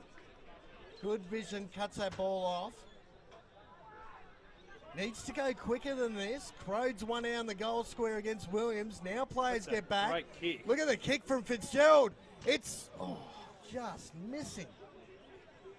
He launched that from about 65 out He there. got some great distance on that kick. He cleared the goal line quite comfortably. That breeze is still pushing to the right of screen. Sharks, ball ends up with Williams. Williams chips the ball up. Couldn't find a teammate. Ball gets over the back. 3-on-2. Beeman got the handball out. Good Chip back vision. in the middle of the ground. Oh, couldn't get there. Was smart. And White cuts it off. Not the best of kicks. Ends up in the hands of Frawley. Back to Beekoff. Smart. Late inclusion. Kicks out forward. Oh, great body work there. Too good on that occasion with the Sharks defence. He's had a pretty good afternoon, the young man in Nathan Smith down back. So again, a couple of inside 50s for Palm Beach, just unable to find that mark to give him that shot on goal. Williams steps back inside. Hambleton got the shepherd. And all of a sudden, he's coming into his own here, O'Sullivan. Now that's been reversed. Stallard hit McKinney off the ball with a bit of a shepherd. So that kick's been reversed. Here's a chance for Palm Beach. Frawley. Bit of unfamiliar territory here. He's got this at half forward. Finds a teammate. Plays on quickly. Launching the kick. It's not going to get there to the goal square. Rubok. Force the man under the footy. Rubok still ends up with it. Kick off the ground. Crode couldn't bring it back enough. Minor score. He's had some half chances today, Rubok. He's dropped some marks he probably would normally take to give himself those shots on goal. He'd be disappointed with that missed opportunity. Well, he's almost taken a mark of the century, and he's probably dropped 4 or 5 others, hasn't he, throughout the game. This is Smith again. They're just holding on to the footy at the moment of the Sharks. Brown with the short lead. Dangerous kick. Looking for Reeves. Oh, step back inside was pretty good. Oh, this man's been brilliant for Palm Beach. Seacack decides to go long. Crode, one-on-one to Williams. Ball gets to the front. Beeman. Williams laid a really good tackle.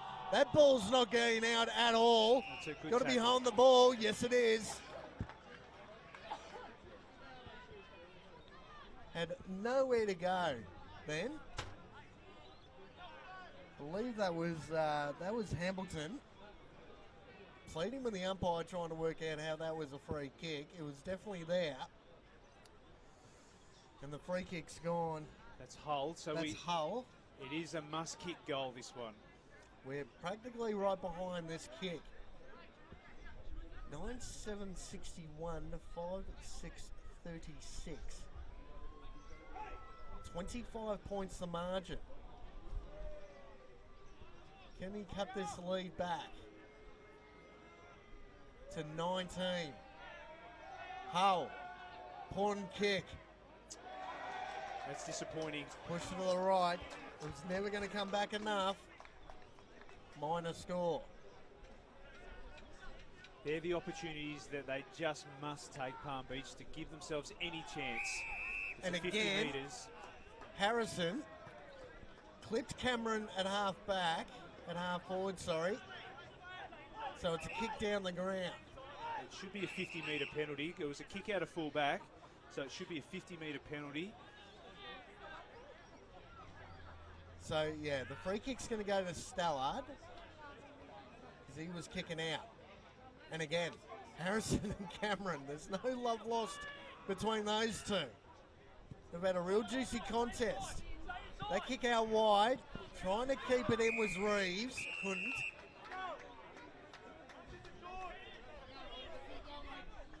They've got to try and get some ascendancy here in Palm Beach. They're competing hard.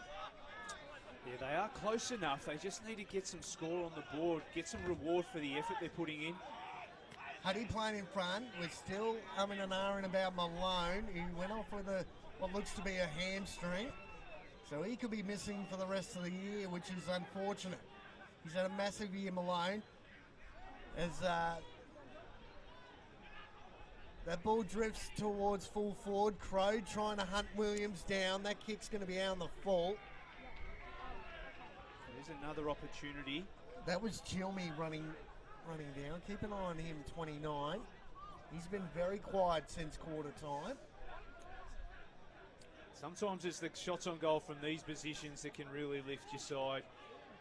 They need it. Leans back, right foot. Look at that for a kick!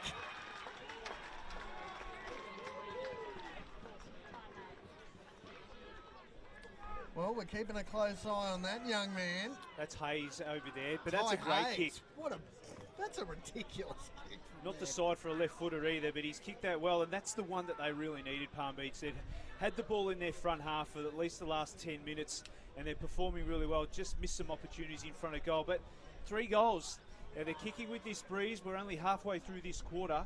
If they can sneak a couple more and hold Redland from not scoring, they give themselves every opportunity. You've mentioned that Malone's out. That's a big out for Redland through the ruck. It changes things up a little bit for Redland. 27 points the margin at half time. That's been cut back to just the 3 straight kicks. Pressure is on here. The Malone injury is massive for the Sharks. Huddy's been forced into the ruck. Cameron's still playing forward. There's a chance for O'Brien to try and clear the ball. Steps back in board. Good effort by him. Kick to the hot spot. Oh, drops the mark he probably should have taken was McKinney. Ball still roaming around. Brown. First Valpede. Brown gives away the free kick for holding. He's been good, Valpede. He's arguably been Palm Beach's best this afternoon. That kick to centre forward, and again, the drop mark is costly for Palm Beach. They've still got the outnumbers. Seacack hits the pack hard. Gets held up. You've mentioned the drop mark. They've dropped one there. They've dropped a chest mark inside 50. Tommy Tyne, Seacack, handballs it back. That snap around the corner, just missing McKinney. Rubok playing in front. Kick out wide, not quite sure where he was kicking that. Boundary throw-in. And finals football, they're the little opportunities you get given, and you've got to make the most of them. So they've dropped a chest mark. McKinney drops a chest mark, would have been a shot on goal. They've dropped a mark overhead at centre half forward. Just the half little chances to give themselves every opportunity to hit the scoreboard. Back in the ruck, Huddy was playing from behind. Probably got the tap out there. And Tommy Tyne's been so well covered. The midfield general for Palm Beach. He hasn't had a lot of the ball at all. No, he hasn't had the clean ball that they like him to have, so he's the one that can put the ball inside to the forward 50. And when you lose the likes of Hickey, that just works so well with the likes of a Tommy Tyne. Free kicks going to Redland. That's Campbell Aston out there. Right in front of the cheer squad. But they're doing a lot right, Palm Beach. They're playing the game in their front half, and that's what they've just got to stick to at the moment. There's still heaps of time in this quarter to make the most of the win. Chapman's got the ball now across half back. Where's he going to go? He's going to go down the line. He's going to go long. Looking for Huddy. Ball comes to the front. Palm Beach first onward. Seacax had a great start to this third quarter. An inside-out torpedo almost. Went about 60 metres. But the Sharks first onward there. Valpede again. Snap around the corner. Ball comes to the front. First onward. Look at the numbers for Palm Beach. That launching kick. Looking for Croydon Williams. Williams.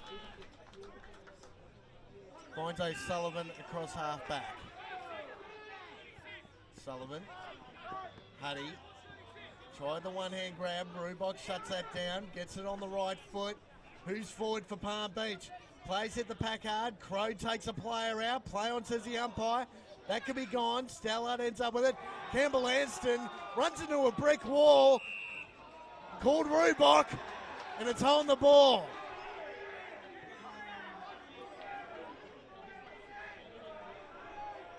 Redland have got numbers behind the ball. You just got to be smart with the ball use. AJ Dawson was looking for the handball. Got a player in the pocket. That's way too wide. Rubok is not going to go there. Decides to go to the hot spot. Who's there for Palm Beach? Ball comes to the front. Who's there? Snap around the corner. It's home. Well done to Chilmy. That's goal number 2 for him. That's great reward, Palm Beach, locking the ball inside their front half. Like I said, they've won the territory battle this quarter, and they just needed to get some reward for effort. They've got themselves within 2 goals now. They've still got at least 10 to 12 minutes of this quarter to play. And they're making the most of their dominance with ball position and transition ball movement off their half-back line. Their back line has been fantastic. Their rebound hasn't been an issue. It's just their efficiency with the ball to give themselves those scoring opportunities.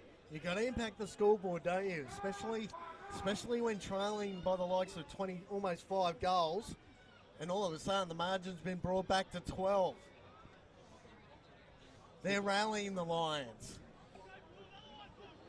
Again, the longer this game, the second half goes on, that injury to Malone just becomes more and more massive, doesn't it? I reckon Liam O'Brien's been really good through the middle. No, he's had a great year, Liam O'Brien.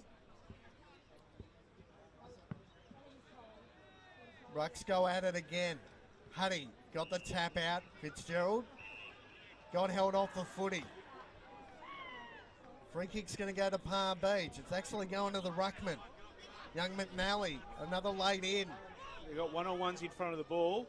McNally goes long to about 35 out. Ball gets over the back. Who's there? It's Rubok. Didn't get real purchase on the kick. Ball gets over the back. Who's there for the Sharks? Williams trying to be cute. Crowd almost shut that down. So they've got Redland under the pump at the moment. They've got him under a lot of pressure. It's making it really difficult for them to clear the ball out of their defensive 50. They've got ascendancy now, Palm Beach. It's a matter of making the most of their opportunities. Seacac's going to try and shut this play down. Couldn't get there. Good leg speed shown by the young man in Dylan Smith. He's been a bit frustrated this afternoon, Smith. They've bypassed him a few times. To Stella. All on the line now in the next 10 minutes. Who can get the ascendancy?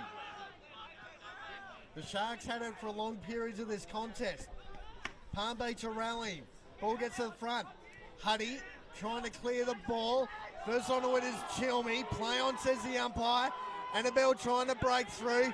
Here's the overlap. This is Aston. Campbell Aston, not quite sure where to go. He just kicks to the pocket. Finch is down there for the Sharks. Who's that on the last line for the Lions? They're away here. Here's White. Now they've got a bit of run and carry. Frawley. Who's he going to? Looking for Rubok. Again, drops a mark he probably should have taken. Got held up. Dived on the footy. I'd say it's going to be on the ball. Yes, it is. And 50 for abuse. Oh, Rubok got cleaned up for his trouble as well. Players need to get out of the way. It's another 50. White didn't clear the area. 100-metre penalty. That is shocking from Palm Beach. It's a tough one, right? Rubok, I would say, was extremely unlucky there with the free kick. He was held. He had his head over the ball and he was paid the free kick against. But umpire makes a decision. The important thing is discipline. And David Armitage would be absolutely filthy with the way they've been able to give away 100 metres there and put them on the goal line and take away that ascendancy that they had. And this could take the air out of their sails now. Well, we've talked about the next 10 minutes being so crucial. Thompson kicks the goal. Back to 17 points. 10-7-67 to 7-8-50. Tick under 23 minutes played. Premiership quarter. Knockout semi-final QAFL action. Obviously, there was plenty of umpire abuse going on out there. A lot of verbal going back at the umpire. And that just comes down to ill discipline. You can be frustrated with umpire decision, but you don't want to compound the problem that you created with the free kick going away. And 150 is bad enough, let alone the second 50. And White just had to be smart. He just didn't want to get out of the way, did he? He got caught. And once you get caught in no man's land, you got nowhere to go. Gave away the second 50. That ball's going to get recalled. Bit of push and shove. Miller and Crode having a few words. Sometimes you end up pushing the wrong bloke. I think Miller sort of gave someone a shove and then realised who it was and went, geez, I might be in a bit of strife here. As play continues, Crode got the tap out. O'Brien dives on the footy. The Sharks dive on him, holding the footy. Don't start abusing the umpire again. You're going to start giving away more 50s. Got O'Sullivan out on this broadcast side. Miller goes long. Looking for the contest. Finch didn't get there. This is Smith. Smith, chip back in board, looking for Annabelle. Dropped the chest mark. White was good there with the pressure. Seacack's there for Palm Beach. Players dive on him. Ends up with the Sharks. Kick to the goal square. This is White in the goal square. Couldn't take the mark. Punch clear, minor score. 10-8-68. Back to 3 goals the margin. Heading towards red time in this third quarter. And this is Frawley across half back. Kicks out wide to Fitzgerald. Decides to let it bounce. It's a 2-on-1. He gets around it. Kick looking for Crode. Couldn't take the chest mark. Williams is there as well. Crode lays a tackle. Stallard again. Rubok putting the pressure on. Good tackle laid. Seacack again. Yeah, Palm Beach, you've got to remember, they've dominated this quarter of football, given that goal that was just scored. But they need to stay on their game, keep doing what's been working for them. That's winning the contested ball and getting the ball in their front half. White and Crode push and shove. Crode's given the free kick away to White. Now we're just feeling a little bit of ill discipline now coming into the Palm Beaches game. Yeah, I think umpire paid for a throw there. It's a ridiculous matchup, these two. White's got the vertical lead, but Crode's got about 50 kilos on him. Player got pushed there. It's going to be a free kick. That's Cameron. It's a Shepherd, and yes, it is. It's going to Cameron.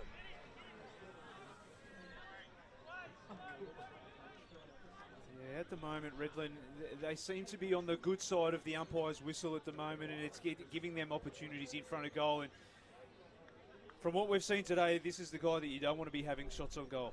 Cameron, line up for goal number 6. Comes in, left to right. Look at that. And the umpire says it was a point. He liked it, but it must have passed the goal line as it was swinging. I think we all liked it from where we were. So, missed opportunity. AJ Dawson instantly plays on. A 70-metre bomb to the right in the middle of the ground. First onto it are the Lions. They want to get a bit of Pagan's paddock going. Oh, drops a mark. He just had to take there, McNally.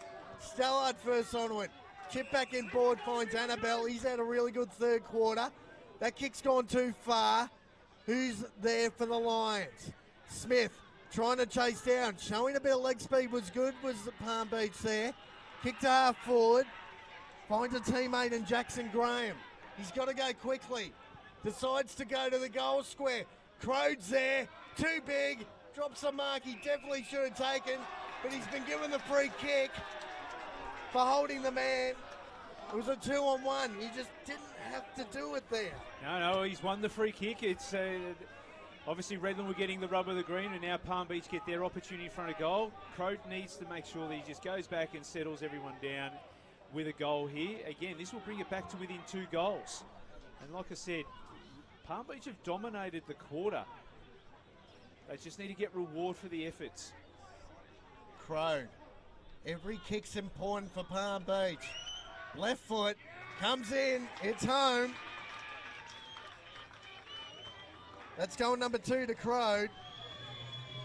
10-9-69. Redland-Victoria point leading Palm Beach 8-8-56. We're back to a 13-point margin. That behind down the other end might be so important by the end of this game. May well be, but Clay Cameron misses the goal, and AJ Dawson, long kick down the middle. Straight away, just really aggressive ball movement, moved the ball forward. The drop mark by Lewis McNally I thought was going to be costly, but they were able to create another turnover on the far side of the ground, and Hunter Hall took the game on. And that's what they need to do. They had to take the game on. He took a bounce, ran away from his opponent, kicked the ball inside 50, and quick ball movement to Crow. Crow wins the free kick. So 2-goal ball game, as you mentioned. Quick around the grounds in the qualifying final for a spot in the grand final. Aspley, 8-6-54, trailing Morningside, 13-9-87. So the margins increased there. Morningside on top of the moment. Seacack trying to claim that ball on the boundary line. So, interesting game there. That is Graham interesting. Road, Yep. 13-9-86. 33 points the margin there. Plenty on the line. Another week off and a spot in the grand final. Here come the Sharks. That kick on goal could be there. Yes, it is. That's Peterwood. Peterwood's been great today. He had a great second quarter, and that's a great stoppage goal for Redland. Receives the handball, run into goal, but it has started by this first centre clearance. You had Annabelle, who's been fantastic as well. Daniel Annabelle, he's been great throughout the course of this game. The midfielder there in Redland. So against the tide, I would say. I think that was a goal that came against Palm Beach's dominance throughout this quarter, but that's what Redland have been able to do. They've just taken them opportunities. They've been cleaner with the ball and been able to hit the scoreboard. As much as Palm Beach have dominated this quarter, they still find themselves 3 goals behind. And they just haven't been able to close enough, have they? They've gone within that sort of 2-goal margin a couple of times in this quarter, and then all of a sudden Redland have just instantly responded and pushed the lead back up to 19 points. That kick to half forward again. Beeman dropped a mark he should have taken. Story of the day for Palm Beach. Ends up in the hands of Peterwood. He's arguably my best on ground today. To Annabelle, who you just spoke about. He's got a booming kick of the ball. Right foot to the pocket. He's got an outnumber there. Seacack was good for Palm Beach. Frawley's going to get involved. White was there, back to Seacack. AJ Dawson just fumbling the ball around. That could be deliberate. No. I think you made the mention, Kane, the drop chest mark when Palm Beach are going forward. There's a player down too. It looks like it's Dylan Smith. See, they'll wait to see him get up off the ground. But yeah, going back, Palm Beach, I'd like to see how many times they've dropped some marks that would have given them opportunities to hit the scoreboard. Another drop chest mark at half forward. They're just the differences. When it comes to finals football, you can't afford to drop those marks. You've got to make the most of those opportunities. And going back the other way, Peterwood and Annabelle moving the ball forward inside 50 for Redland. Annabelle's been dominant in this third quarter. He's been absolutely massive. Frawley attacks the pack hard. Crowed on the last line. They're trying to force this ball over for a minor score. Still keeping the ball in. Players dive on it. Another stoppage about 2 metres out in the left forward pocket. Brown picks himself off from the bottom of the pack. Desperate to force this ball over the line here of the Lions. Crowed. Huddy playing in front. Seacack again getting forced over the boundary line. Boundary throwing. Can't give away another goal here to the Sharks. 32 minutes played in the third quarter. 19 points the margin. 7 point in this stoppage. Ball gets to the front. Finch tried to lay the tackle. Players hit the pack hard.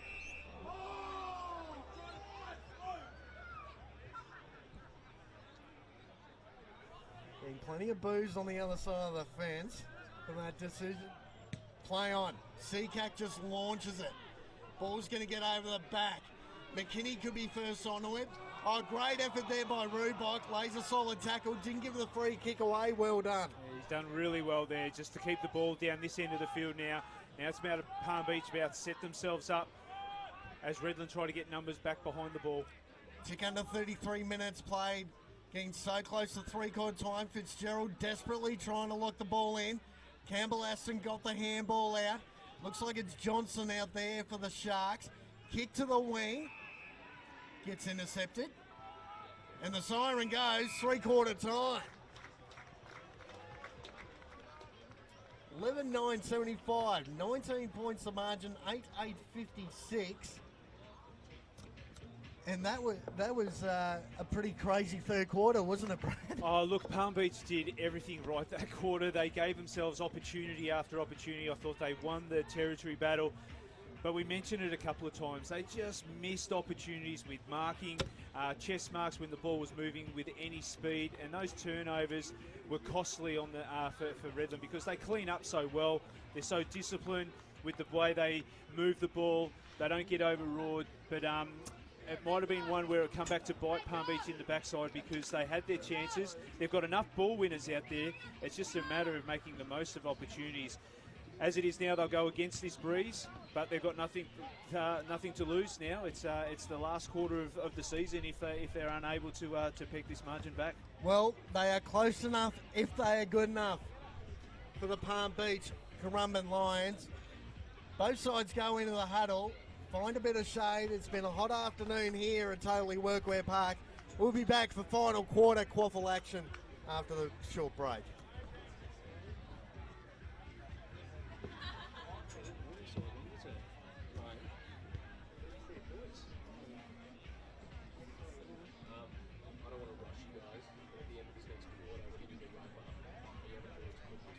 As quickly as we possibly can. If we have any voice left to actually do a wrap up, but I've got to be in a soccer game at 6:15. That's 45 minutes away. That's too much. So yeah, it's going to be you want us to call the cops ahead of time, like police escort, or they're gonna pick you up for speed? I mean, yeah, definitely get that quicker. Just look out for this one. No, yeah, we'll try our best.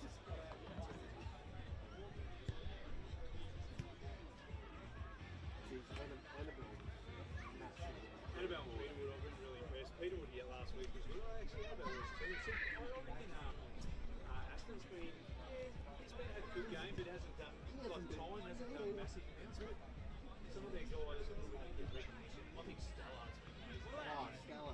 Excellent.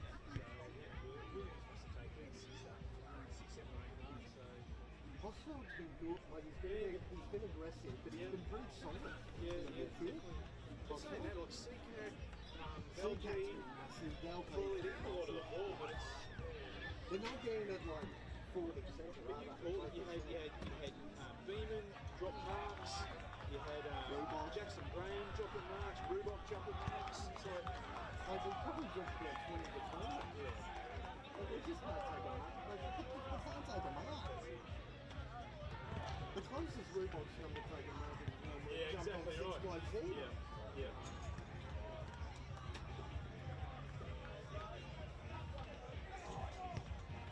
Well, I tell you what, the morning shot in the grand final replay in a trailer between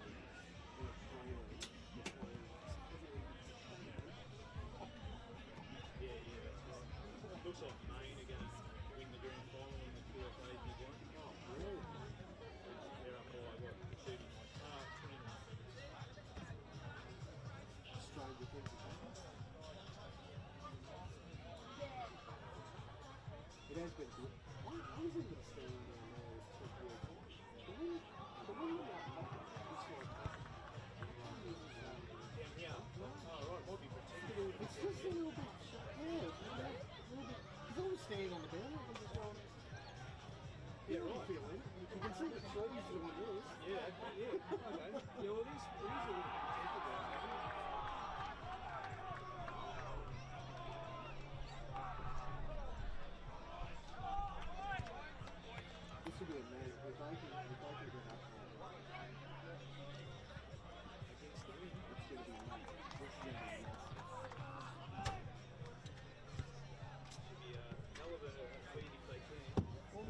quarter. They kicked 4-5 Palm Beach to 3-3. One of those goals was because of a 50 or the 100. Okay. Let's bring this one home. They're not getting out early.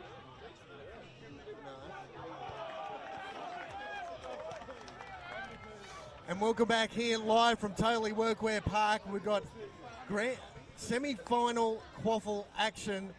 The loser, your season is over. For the winner, it looked like you might have an appointment with the Aspley Hornets next week in a prelim final. Plenty on the line here. Palm Beach rallied in that third quarter after being dominated in the second. My name's Kane Brain, still joined the box by the great man Brad Moore. And Brad, just quickly, this sets up a beautiful last quarter. It did. Look, Palm Beach were fantastic in that quarter, gave themselves opportunity, probably gave one away with a 100-metre penalty that was really hurt, or did really hurt them. But again, they've got nothing to lose. This is just all-out attack, I think, from Palm Beach point of view. They've got to run, they've got to carry, they've got to take the game on. They're going to need to take a few risks. Obviously, Redland are coming home with the win behind their backs. They're already holding a 19-point lead. It's all to be done for Palm Beach. If they're good enough, they'll get it done. Well, who's going to come out on top here? Semi-final QAFL action. Palm Beach looking to get the first clearance, and they do. Kick to half forward. Chilmy kicks the ball off the ground. AJ Dawson, no. That's Beekoff Smart. Late inclusion, gets over the back. Can they get the first goal of the last quarter? That's kicking in danger, so that's going to be a free kick going to the Sharks, and they take the advantage quickly. Cross half back, little up and under kick. Currumbin, look at the attack on the footy there by Valpede. Valpede, Rubok finally takes some mark. Plays on quickly. Has he missed? Yes, he has. He did everything right. He got into space, took the mark. Valpede was fantastic the way he attacked the ball, but just a little bit of composure is needed there where you just go back and take a set shot on goal. That was a brain explosion from Rubok. Don't know what he was doing. Hosfeld, they kick from full back. O'Sullivan attacks it hard. Beeman's in there for Palm Beach. Play continues now. Players dive on it. Rubok got the handball out. Who's going to rove this one? Ends up in the hands of a line. Decides to handball across. Got the kick on. Minus score. They're peppering Palm Beach. Well, they're doing what they need to do. They're going all out attack, moving the ball forward, taking a few risks. They've got numbers around the ball, which is important. 8-10, 58, trailing Redland-Victoria point, 11-9, 75. 17 points the margin, so they're within that 3-goal margin once again. That's McDowell White out there on the far side across half-back for the Sharks. Looking for a teammate in Johnson. Juggling attempt, can't keep the ball in. Boundary throw in. They've really got to throw everything at this last quarter. All out attack, can't they? Well, they've started well, so they've just got to maintain the rage. Maintain the rage, says Brad Moore. That boundary throwing went okay. Ended up in the hands of Miller for the Sharks. He's had a pretty good afternoon. Play continues now. They've got the extra number back. Playing towards full forward. No way! Is that Cameron again? That's William Johnson. William Johnson, but that's, again, the difference. Palm Beach had their opportunity in front of goal, had 2 shots on goal. One, you would have liked to have seen the player go back and have a set shot and just steady the ship and bring it within 2 goals. But again, got the ball out the back. Redland had the numbers, quick hands, and Johnson's able to kick the goal. It's going to be really tough for Palm Beach now. Geez, that was almost a Michael Voss goal from the 2001 Grand Final, wasn't it? Just on the boundary, left foot kick. As soon as it hit his foot, he knew it was going through, so a great finish. And again, you're right, Brad. They've had those opportunities, Palm Beach. They were peppering away. One turnover in a bad spot on the ground, and the Sharks took full advantage. McDowell White's been huge since halftime, pinch hitting in the ruck. since that injury to Malone, which could be a season-ending hamstring injury. O'Sullivan dives on the footy, tries to pick himself up. That's on the footy, says the umpire. Free kick. Going to Hayes. Hayes wants to move the ball quickly. That's not the best of kicks to see, Cac. O'Sullivan going backwards before he went forwards. Smith, good vision, finds Finch. Finch. Cameron out the back. Goes to the pocket. He's not going to get to Cameron, but he's going to compete in the contest. Trying to corral. That kick back in board.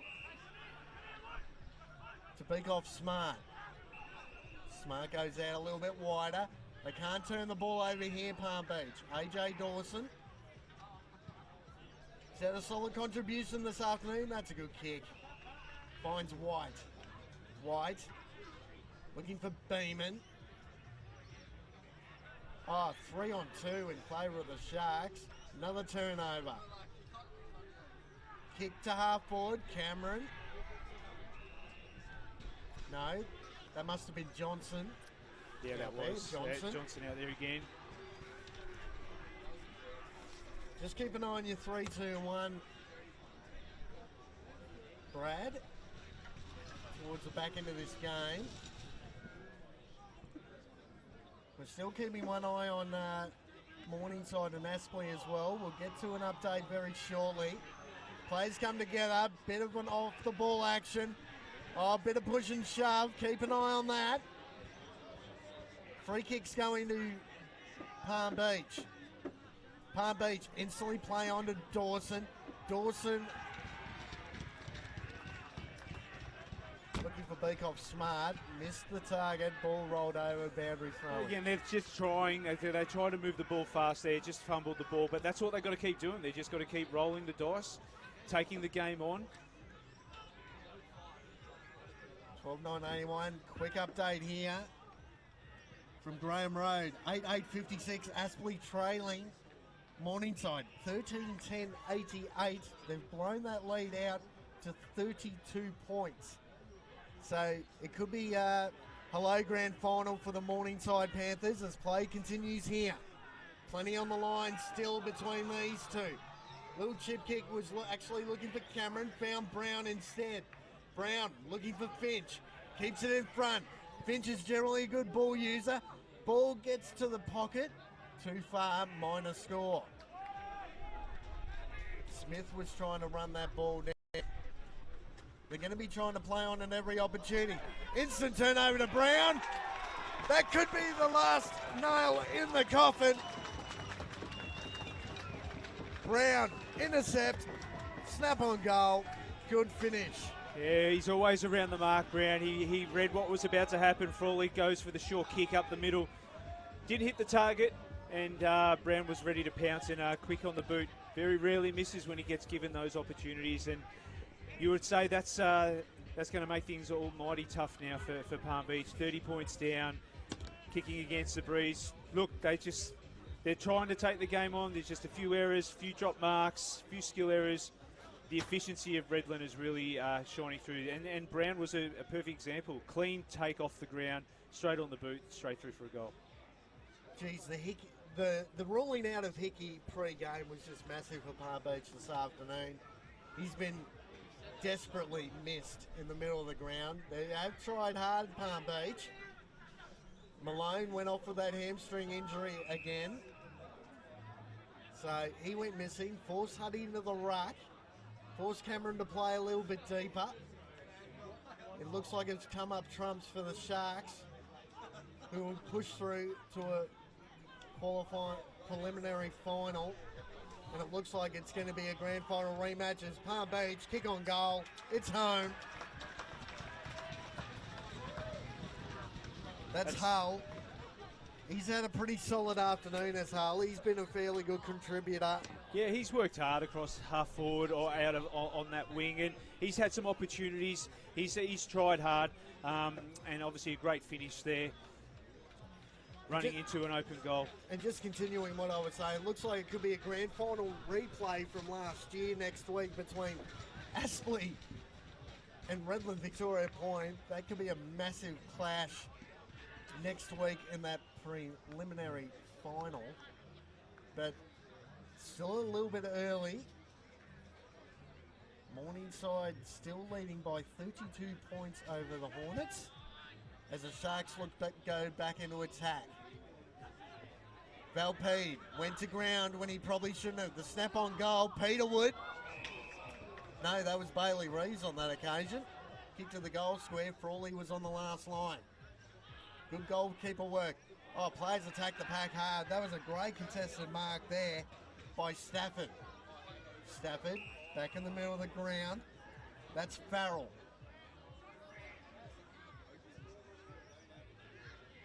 Kicks the ball outside to White. He's had a pretty good day for Palm Beach as well. Question is now, when does the disappointment of possibly losing a knockout final start to drift in there? 5 goals down. Fitzgerald has tried hard all afternoon. The young man kicks to the pocket. Who's there? Looking for Beeman. Ball bypassed him, went over the boundary line. Yeah, Ty Fitzgerald, you mentioned, he has worked really hard through the midfield, up forward when he's been up there as well. He hasn't left anything out there. He can hold his head up high with his performance today. He just missed out on the Allied squad from the information I was able to get. There was a couple of selectors desperately trying to get him in there. No, he's been a great performer today for Palm Beach. Done as much as he could do as an individual. Disappointing ending to a pretty good contest between these two this afternoon. Harrison does the don't argue. Valpede again. He's just about got to be their best this afternoon, the Lions. That's going to be holding the man. Free kick to the Sharks. And it's that man Peterwood, who arguably at this point I'd just about give best on ground this afternoon. He's had a very solid performance through the midfield. When the game was up for grabs early, he was absolutely huge for the Sharks. Palm Beach looking to go back through the corridor. Again, they turn the ball over. The Sharks' pressure's been good. Stallard and Aston's been huge this afternoon. Stallard would be a close second for me. We're talking about best players, I'd say. Kick to half forward. That ball's going to get turned over, though. Half back for the Lions. 11 minutes played, final quarter. 24 points a margin, 13-10 to 9-10. And again, it's just a bit of back and forth at the moment. Everyone trying to take a breath. Kick to half forward. Who's going to get there?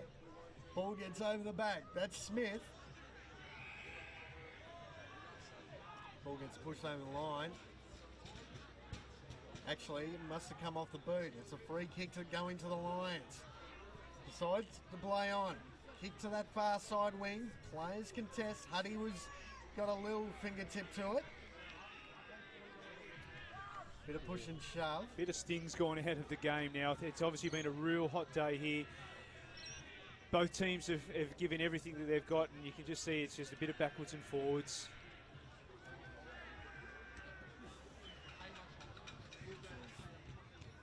I mean, the recruiting from Palm Beach this year has been brilliant. I mean, you know, to introduce the likes of Hickey, Tom Hickey has just been dominant this year. Sadly missed this afternoon as play continues. Grubach clears the ball like a defender. Ball rolling towards the boundary line. Kept it in. Stallard, you've mentioned he has been solid all day. Just an experienced player, just makes good decisions with ball in hand. Here's a half chance for Palm Beach.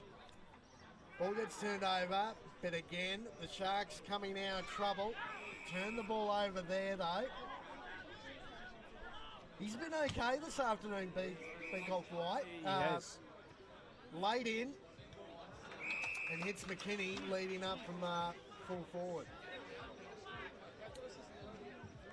Look, Palm Beach, when you look across their playing group, they've had enough winners throughout the course of the day. It's just probably their efficiency together that has let them down and the difference between the two sides. But you could go through their list and you can pick a good 6 to 8 players who've performed really strongly today. It's just that efficiency. To the goal square. It's home.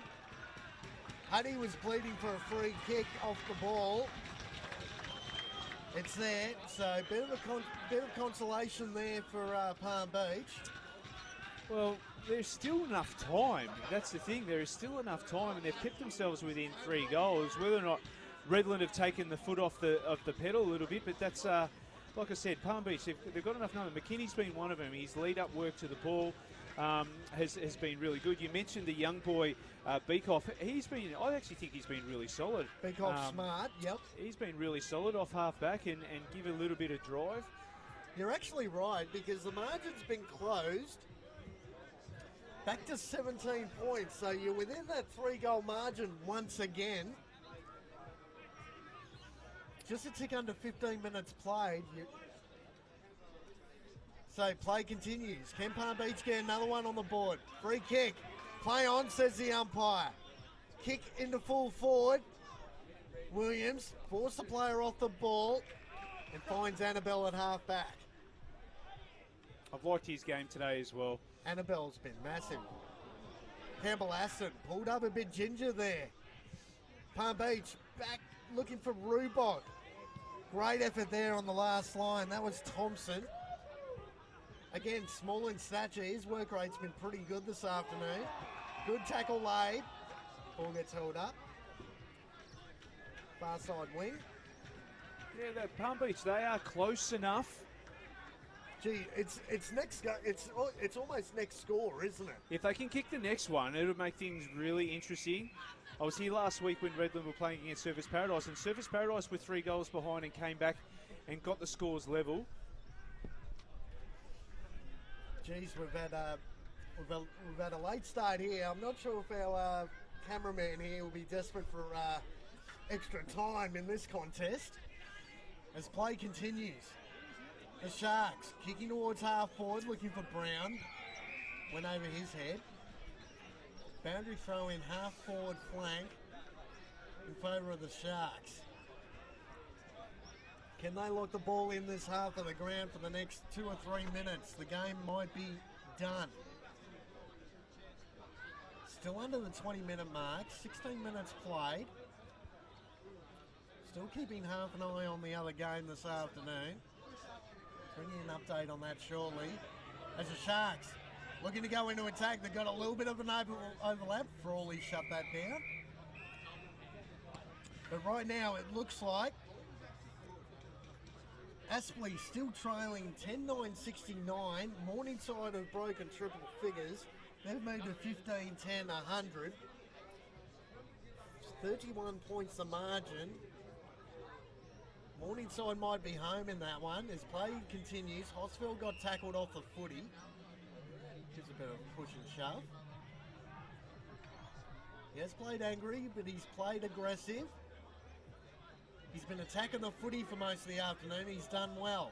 Here he is again, trying to put the don't argue on. It's holding the footy. Now, just said he's played a bit angry. He almost invited the contact there, didn't he? Just to get a bit of push and shove. Crowed, forced the player under the footy. O'Sullivan lays the tackle. Well, if Palm Beach can get hands on the ball, they've got one-on-ones ahead of the ball here. The game is well and truly on the line right here, right now. Tommy Tyne, where are you? Here's a chance for the Sharks. That kick rolling towards the bound goal. That's not a bad result for Palm Beach. They get the ball in hand now. 18 points the margin. 3 goals. They've got to go, and they've got to go now, Palm Beach. Seacack. Had to be a free kick. Play on. The kick-off smothered White. Fitzgerald trying to get the handball out. Does so. Rubok's going to hit the pack hard. Got a ball on boot. O'Sullivan. Crowed there for Palm Beach. Hamilton clears the ball for the Sharks. Finch keeps the ball in front. Here's Tommy Tyne. Takes a bounce. Kick inside, taking 50, but guess who it is? Yeah, probably wanted his time back there, Tommy Tyne. He had numbers short in front of him. They just needed to crib the ball up because Williams, as he does, he just falls back to intercept mark. And now they've gone to the far side. They've got to hold on to the footy here, Redland. Just take the sting out this last quarter. They've come back, Palm Beach. They've presented well. They've had a really good year, have the Palm Beach Lions. Disappointing last year. They've come back with a bit of a flurry. Looks like Seacack brought the ball to ground. The Sharks attack the ball hard. Johnson out there got slammed in the tackle. It's going to be a free kick. There's a bit of there's a couple of little breakouts going on here. Two little packs of players coming together. Plenty of push and shove. Umpire's trying to handle it. There's actually three right in front of the supporter groups out there. Now, where's the free kick gone? Has it gone to the Sharks? He's reversed the free kick. It's gone to the Sharks. Cameron slams into the pack. Play on, says the umpire. Finch forced the handball out. They kick back to the hot spot. O'Sullivan couldn't get there in time. They've got the numbers here, Palm Beach. If they can move the ball fast. You keep an eye on the push and shove. I'll keep an eye on the game. This is Beeman. He's had a solid year. That's what poor. was that from Beeman? White gets pushed off the board. Stellard kicks to full forward. Finch playing taller than he is. On the ball, free kick to Finch. I don't think Armitage would be too impressed with Beeman's effort out here. They had the numbers, Palm Beach. He was just lazy with the handball over his head. They had the ascendancy. They could have moved the ball forward there, but just needed to show a little bit more discipline and composure. I tell you what, McDowell White has put his body in places you just don't want to be. He's been massive in the second half. And Finch, arguably, it's going to be the last. I think we've got a blood rule here. Surprise, surprise, there was plenty of action going on that far side. Not surprising that Husfeld's coming off with a blood rule. He's been the aggression general for the Sharks this afternoon. Gets a tap on the head for his trouble. And Finch, can he put the last nail in the coffin? Left foot. It's there. And the Sharks could be home. I would say they are, Kane. They're 4 goals up now. Again, at Palm Beach, I thought they were away there. They had an opportunity to clear the ball on this broadcast side and then take the ball up the wing, but some poor football against the boundary line that Armitage wouldn't be too happy about because they had their opportunities. And again, like I said, they've had enough winners, Palm Beach, today. They've had enough good players, but they just haven't been able to be efficient with the ball like Redland have. And that's the difference between the two sides. It's not the matter of having more winners on the field, it's the matter of using the ball more efficiently, which is what Redland have been able to do. But the other game's a close one now. Yep, the margin's been closed to 19 points in favour of Morningside, 15-10 to 12-9. This play continues here. 14-11-95 to 10-11-71. 24 points of margin, 4 goals, 22 and a half minutes played, final quarter. Looks like with that goal from Finch, they might have booked a preliminary final spot next week, the Sharks. Could be a grand final replay. We're still not quite there yet. Play gets hauled up there. Cameron's had a huge day, hasn't he? He's kicked 5. He's kicked 5. Is that kick towards goal? That was Peterwood again. He asked for the votes. I think Peterwood has been the dominant midfielder today. He's been fantastic. His clearance work, he's hit the scoreboard, he's used the ball well. I've really impressed with the way he's performed today. There's plenty of contributors for Palm Beach. I'm just not sure if they'll get in my votes this afternoon. It's been a pretty good display. The second and fourth quarters have been dominated almost by the Sharks. That's where the game's been won this afternoon. Palm Beach looking to try and get some reward for effort. Keeping the ball in front there was Williams. He's been massive this afternoon. Now he's out of position though. Ball gets hacked in and Rubok takes a mark about 30 out, 35 out on the slide angle.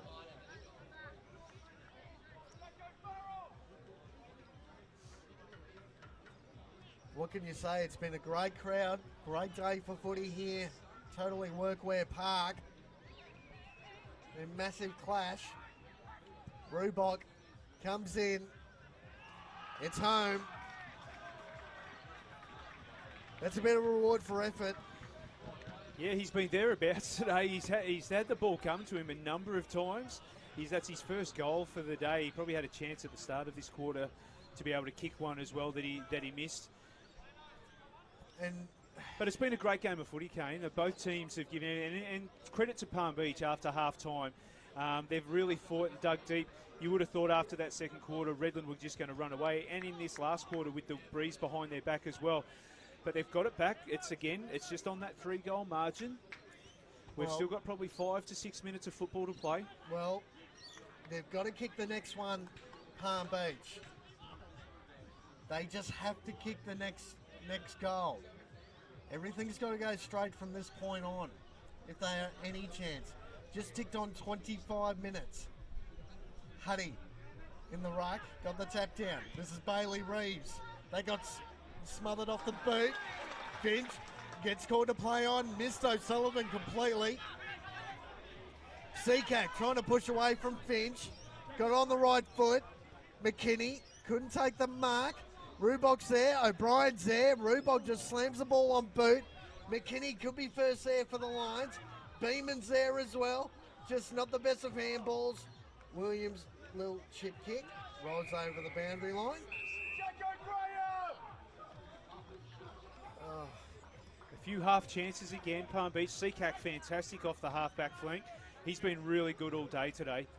Well, if you go through some players for Palm Beach, I mean, the likes of Seacack, Liam O'Brien was really good early. Tell you what, oh, look that's at a that. goal. No? Oh, Touched on the line. Guess who? Williams.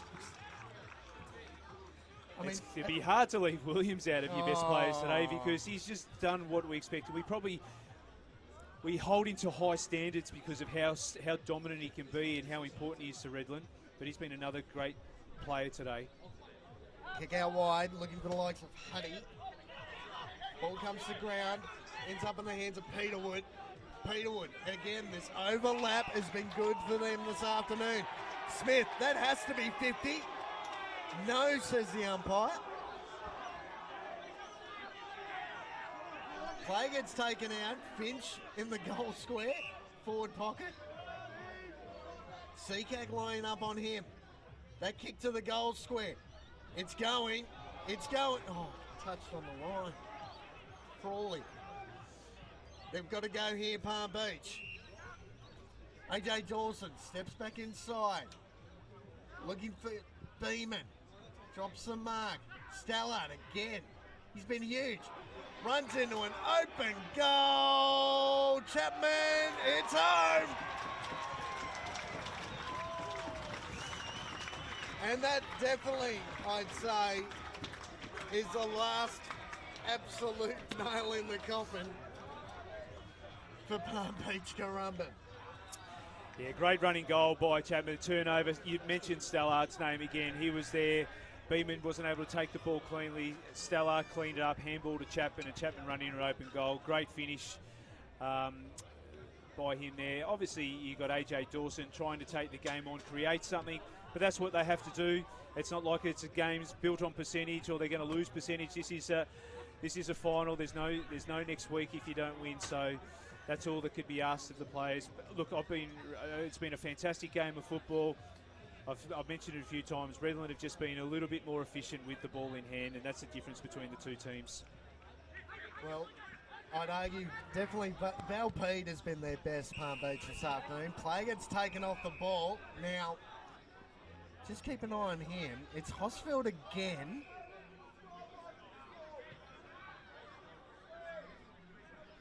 Players are coming together in the middle of the ground. Keep an eye on that. I'm just not sure whether the report book came out for that late hit.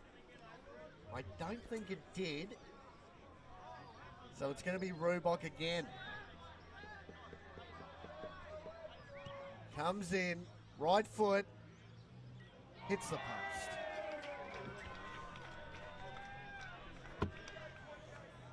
Geez, Hosfeld definitely came in late with that collision.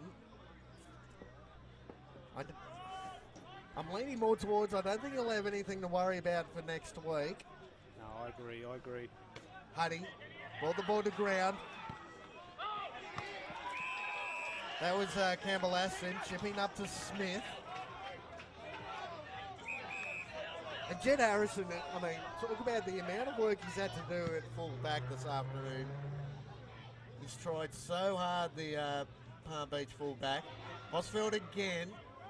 Bit of an up and under kick to the pocket. Looking for Finch. He got pushed off the footy. Ball's still in play somehow. Got pushed over the line. Right forward pocket. Just trying to get an update on the other game. 20 points a margin in favour of Morningside. 15-11, 101 to 12-9, 81. As time ticks down there, ball gets pushed towards the boundary line once more. Ticked right on 30 minutes here from Totally Workwear Park. Dying stages. 24 points the margin in favour of the home side. Hamilton again trying to clear that ball. Ball ends up on the boots somehow. McKinney trying to clear it. And probably another one too, the likes of Chapman and Thompson who play this, they're small in stature, but the way they've been able to work on the last line has been absolutely massive with Williams. Play continues here through White. Players come together again. Yeah, we're just playing our time now. The team's obviously fully aware of what the result's going to be. Huddy got the tap out. White got pulled off the footy. Kick towards, ends up in the hands of Williams. Oh, not the best. Crone, clumsy. Got in the back. That was unfortunate because they were away there. McKinney was going to probably run into goal. And that's Nathan Smith, and ends up in the hands of Matty Thompson. 24 points a margin. Williams gets forced off the line by O'Brien. Didn't like the treatment he received. Bit of push and shove. Jumper punching. It's who's going to let go of the jumper first. O'Brien didn't want to take a backward step. Ball gets thrown back in. Huddy, Chilmy got the clearance. Players come together. Crow playing from behind. Beeman kicks to the goal square. Rubok's down there. Pushing the back. Matty Thompson takes the mark.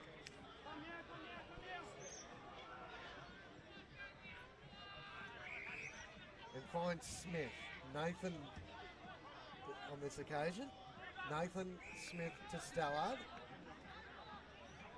I'd love to see Stallard's stats this afternoon. He's been so efficient with the ball in hand. He hasn't made too many mistakes. Who's going to take this mark? Ball comes off hands. Boundary throw-in right in front of us here. 32 and a half minutes played.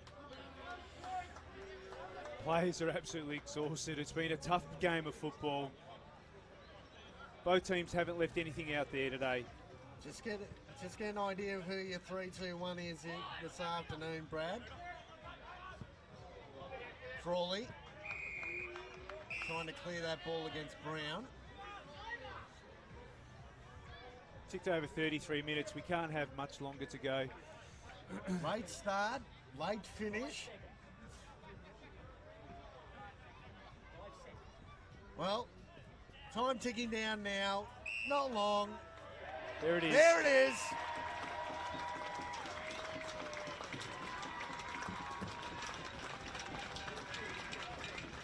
14-12. Sorry, 15-3. 15-13. Oh, third time lucky, 103.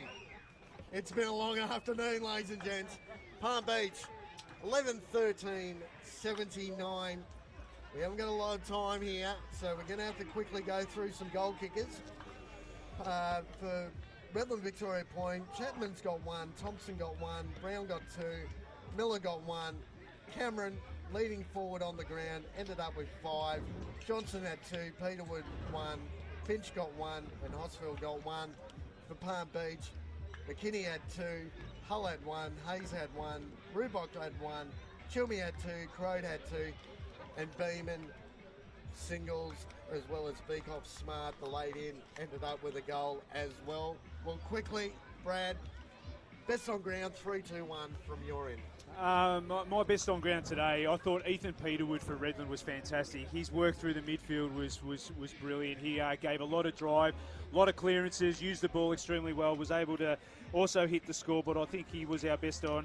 Mitch Stallard, the captain, I thought he just was the general across half-back. Williams was fantastic, but Stallard just set everything up, used the ball really well, showed great composure with ball in hand. And then you've got to give your third best on ground to Clay Cameron. He was the key forward out of both teams, hit the scoreboard, kicked 5 goals, was the dominant forward, in particular that first half. And he was probably the difference early on in the game between the two sides. So a great game of football by both sides. Redland get to see another week. I think the story will be Malone and his hamstring injury with Hamilman out of the side. So looking forward to a really strong performance next week between Redland and it looks like Aspel in the preliminary final. Well, it's going to be a grand final replay next week. I'll quickly go through mine. Mine are basically the same as yours, Brad.